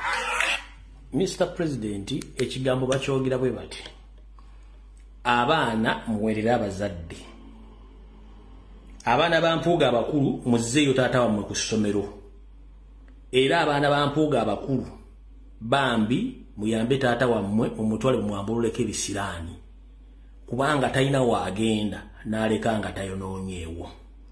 Naye ate mubeekinga ekyo mba mubuulirira taata wammwe mumuwulira mu open space kuba namwe asobola bawunzika endenge kuba ye wali wasanga ekiyitibwa sikaati kakibe ekidomola kya bidiko oba ekyamukwano ayinza okukanga abuuse nammwe. Kale abaana ba Mpuuga abakulu mbajje muli abaana b'obuwala musomese kitammwe mumuwulire avemu emize ejalukwata jeta singers kubanga talina kyaleka. Mr. President obadde oyina bagamba nti abaana muwerera abazadde era nga bumuge nti kale abaana mubuulire abazadde nakyo kikola kubanga abasajja bano bamaze ebbanga nga beefuula nti bategeera kumba okutegeera kwabwe kutono nnyo. Ekirungi banziridde mu bulungi nnyo ate bo ebyafe babadde babikuweka nti baagala tubyongereko. Bwe tubyogera baga nti abaana bavuma naye nga ani asookereza okuleeta entalo zino. Kati kyentegeddeko omwami ono anoonya kozi egenda omugamba nti yavuddewe mu nuupu. Kati kozi tetugenda kikuwa mukulu kubanga olwaleero oyagala tandika kugattagatta mapeesa go ojja kusookera Mityana ewooyo Richard Lumu nesimufere mulwadde. Richard Lumu wenkulira ng'oyogera ku Kyagulanyi. Richard Lumu Mityana wenkulira ng'oyogera ku Kyagulanyi Lumu weruti. Ngenda kujjayo information ekwatagana ku buzaale bwo, obufere bwo na buli kimu kikube ku mmeeza. Kubanga ndiyo wagenza okuzika sije bakuzaala. Oli mwana mujja na nnyina ate kati ntandise byogera ye bannange. Nabaki nange. Gwe Richard Lumu agati ogenda kukyaza mpuuga mu Kyankalanye Nuupu Mityana. Gwe kenna kwatako enkoko ejja kikola bazzukulu baayo. Gye wagenza okuziika. Bamamba ate gwe amanyi olina gaalumugandiga ate obeera Mityana gy'okiikirira. Ensi badde ekimanyi nti family baakuleeta mu buleesi wajja mukulu nga bombozi. Gwe Richard Lumu oli wagenze kuziika Wamamba ate gwe mwe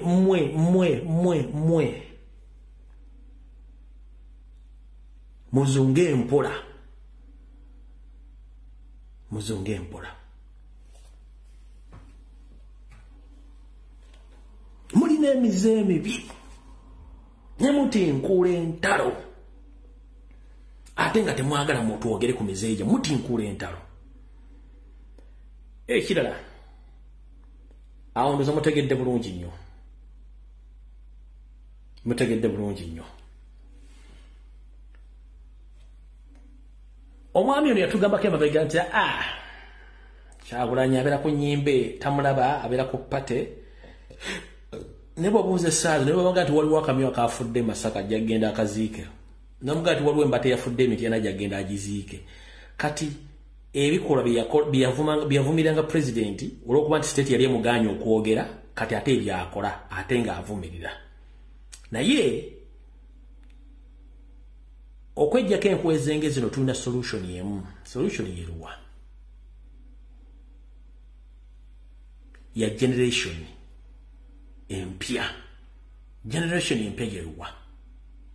Bwe munaasirikirira abantu bano nga mmanyi nti babbi bagenda kukozesa advantage y'obubbi bwabwe n'okuza nti bategeera batusiigireko ettoomi. Omukulu ono yagambye mubasange mubakole ki mubabuuzeeko. Ngula idea ye ey'okubasanga mubabuuzeeko kubanga abasajja bano bafuukidde ekizibu mu nkola yaabwe gye bakolamu ebintu byabwe. Mbadde mbasaba mubasange mubabuuzeeko era ng'omukulu ono bwe yakoze eki bwe yayogedde. Awo nvuddewo tugenza ku nsonga endala. Wasanyakawo Charles Peter Mayiga mu ggwanga gyali mu America agezaako okukola kye tuyita okuyungirira ttiimu zaabo abanayambako mpogale mapooga okwesimba okuba president kyali kulanga kulala. Nga bwe nakuba ekibiina kya PPF eddagala ly'enziku bwe njagala mbategeeze abantu bano kye bali mu kukola. Abasajja beeyita Bakabaka bali mu America, Canada ne mu Bungereza ne European countries si basajja Bakabaka. These are total political agents. Abamayiga nga basetingidde empuuga nga baagala kulwanyisa Kyagulanyi by all means. Nga bwe yagamba nti bamulwanyisa Mengo naye ajja balwanyisa politically. Omukulu obadde ng'ayogera ebbanga lyonna ng'ali mu Buganda ng'ayogera asajja limba era ng'asajja laata ayogera asimba amannyo ng'ayita mu kiibi. Bwetwogerera essaawa zino ng'asinziira ku mutimbagano gwe ogwa Twitter oba gwa X yagambye bw'ati. Mujjukire bw'abadde ng'ayogera nti Buganda erina ensonga si masonga ttaano nazimukubiramu n'ayiika ne Windows. Bwe yabadde mu America yawandiise bw'ati.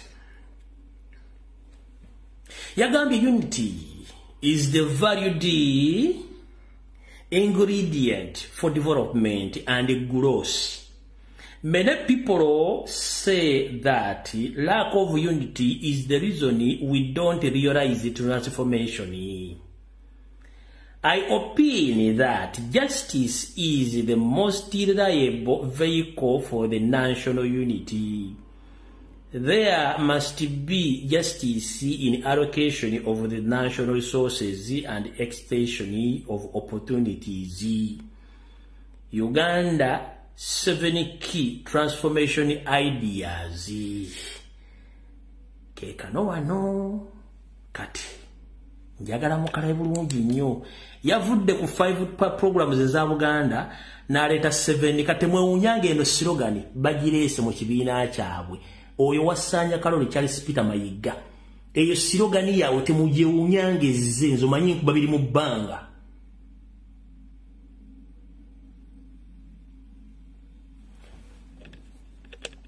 Oluzungu lwasomero batabudde bannange kandi badire mu mwagalo odduulira mayime mwagala byonoonese kansoke mbalagena kano kasimbo kaabwe kako kasimbo kaabwe temwewuunyanga bakozesezza slogan eyo slogan yaabwe egamba Uganda 7 key transformation ideas. Charles Peter Mayiga Salonga Mulengejja wasanya kati avudde ku nsonga semasonga 5 eza Buganda kati yagenze ku nsonga 7 ezaki kamba somero wano ati mwagala luzungu lwa mululu mwagala kandi basomere bulungi nnyo. Charles Peter Mayiga at CPA Mayiga.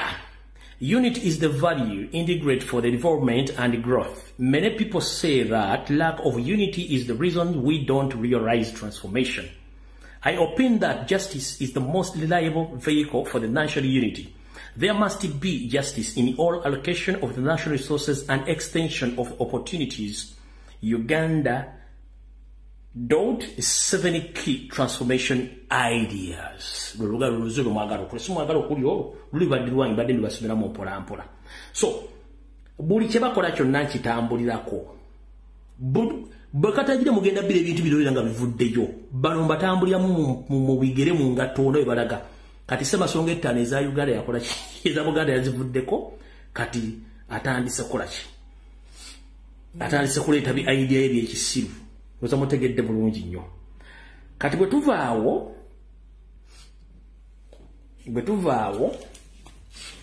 katudde ku kigambo kino mu kitegere nakyo kubanga saakinyukiza bulungi. Njala mutegeera. Mu dakiika zino 13 zisigaddeyo kakisomese mu kitegere bulungi nnyo. Museveni yajja mu Uganda nga refugee ku myaka emito. Bwatyo ne nnyina ne bafuna obudamu. Naye bwagenda asomokamu Obote yayagala okuteekawo abakessi naye nga si bada Uganda.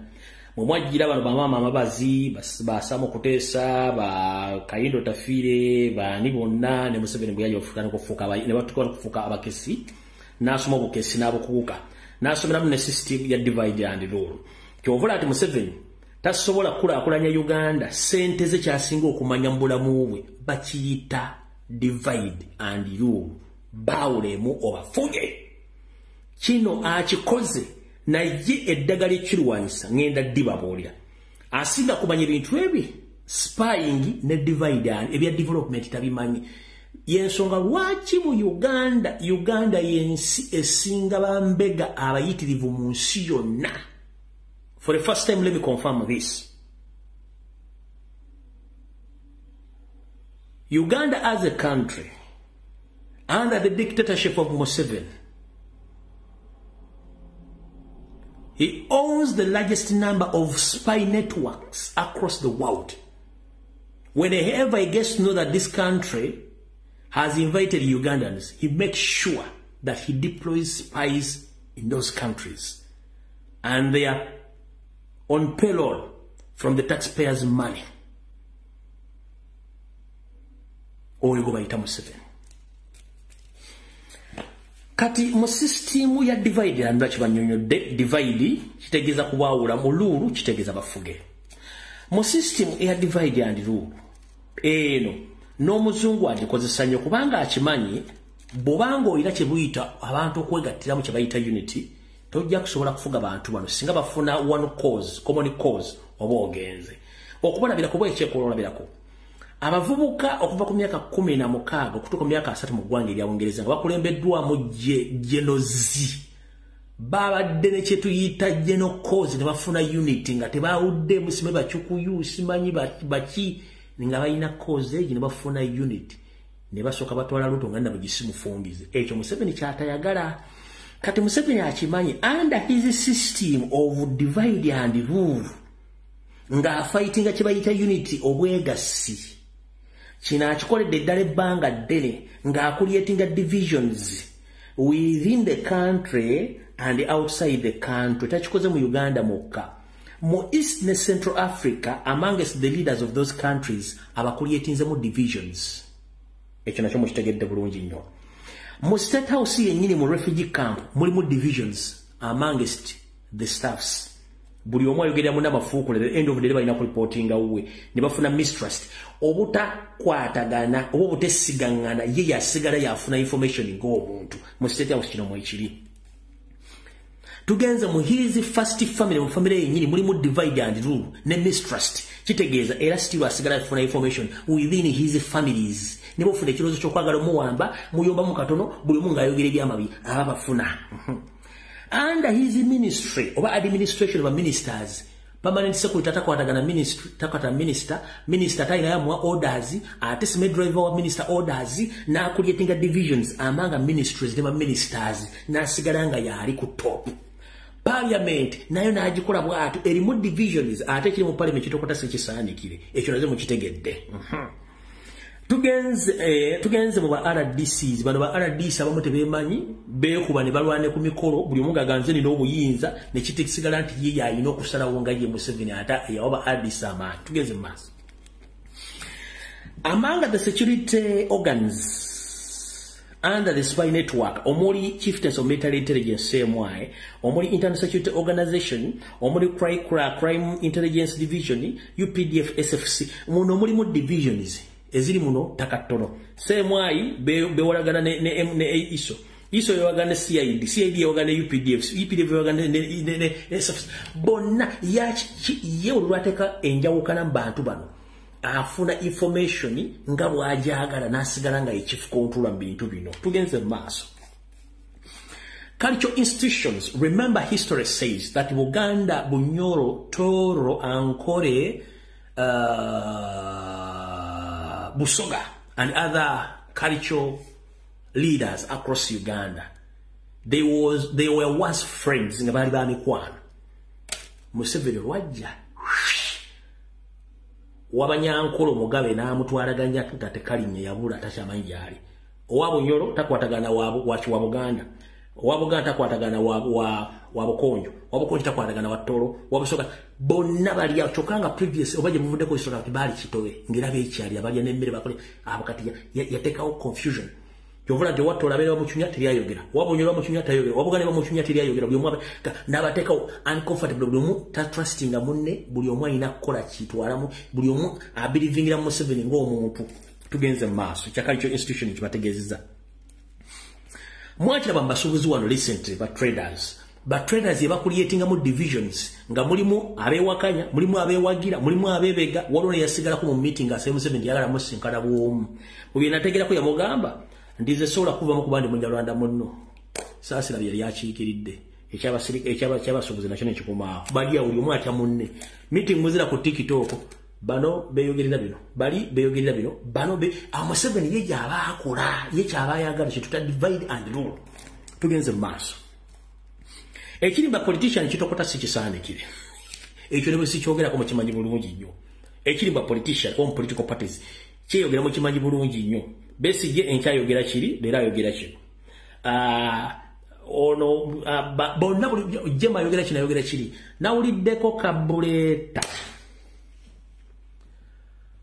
Kabuleta omuto omwetolovu nga Beringi ya Tulakita nkubuulira muganda wange mu byoyogera toddamu n'osinikira ebinnyo ku Kyagulanyi ne National Platform and People Power lya sentezo nja kusimula okuva wansi ku bigere nkutuuka webabeerera mu sports n'okuva ku TV okuyingira politics. Kabuleta kano bakakusaliremu. Vuga ekibiina kye kyabali b'enguzi ng'okiyita political party va ku Kyagulanyi. Twagala otubule your main area of concern. Oyagala kujjako Museveni oba you are fighting Kyagulanyi. Open njagala okyogere nje nkutandikeko from A to Z mpaka nga nkutuusize wammwe Burundi. Bwe gye weyitamba oli munyolo. Nja kukuzzayo kubanga gwe ne Kabushenga n'amaama ababazi mbamanyi bwe nti nja kutambulirako kwego omuto omweto olukunga berigiza tulakita nkujje okube ku mmeeza n'ensejja kutya kwe Kabuleta nakudde osesema nga we bajjagala simanyi olinga ng'aliddemu ng'oliddeko ebinzaali ninywirako n'obusera buno obusimanyi obuludde mu firiigi. Kabuleta weegendereze.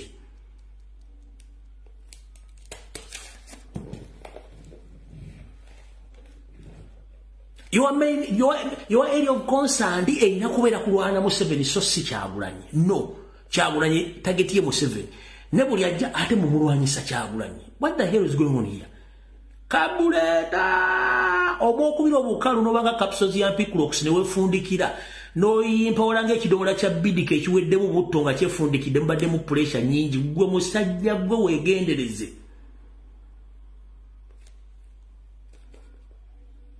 N'ekyo ekiwala kikulinga ng'olujja lw'essabo. Gwe Kabuleta gwe tujja kukuba bukubi na miggo. Gwe nkubuulidde. Nebya politics nabyo bibabuulidde. Oba politicians oba political party nabyo kyenki babuulidde.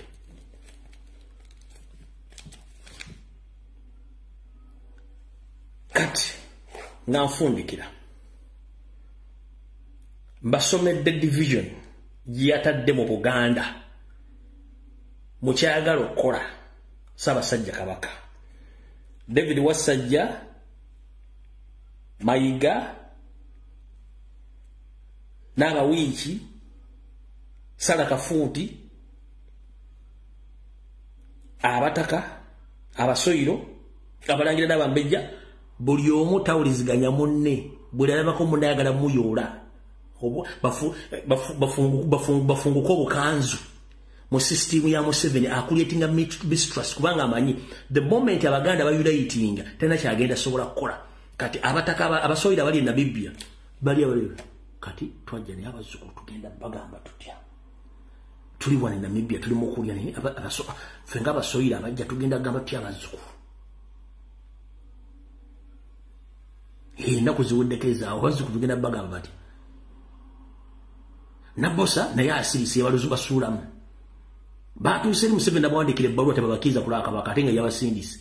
Wasajja agamba takkiriza muntu yena kulaba muntu yagenzi kulaba Kabaka kubanga ye custodian n'abataka bagenzi tabamanyisiye ward authorization. Kati ate oyego bayita yoseri kati kanfundikiriza kino mu dakiika 2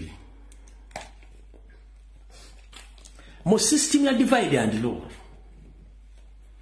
ebolekedde mugire bulungi ne bloggers abekyukakyuka.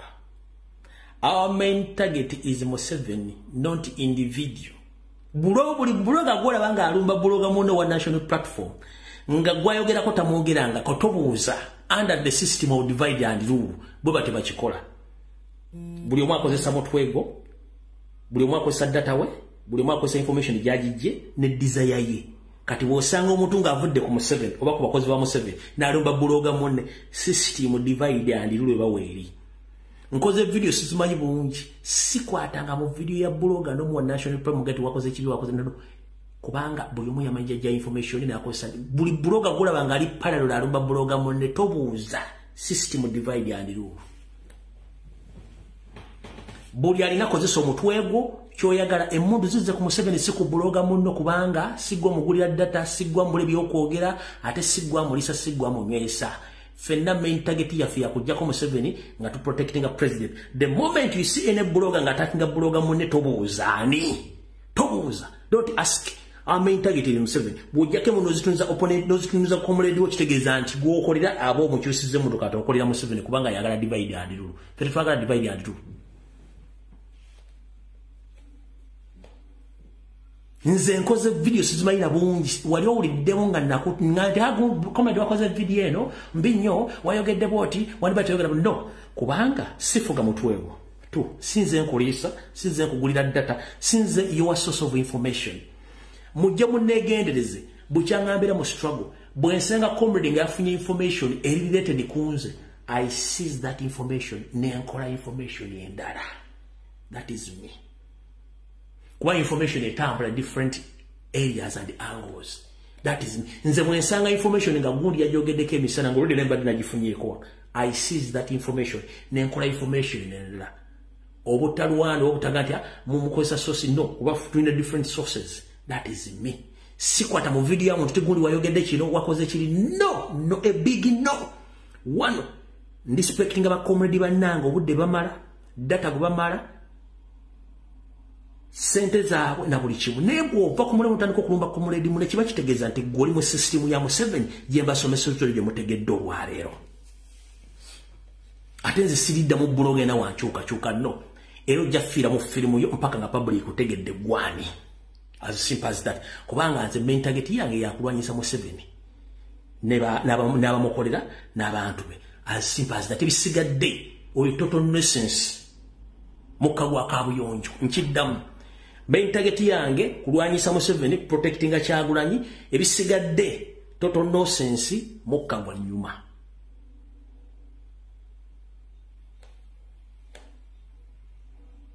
kitegedde bulungi jo mukama bakumira tusikane ku lwako resande bulange mmengo video wedde mbali kubeerako.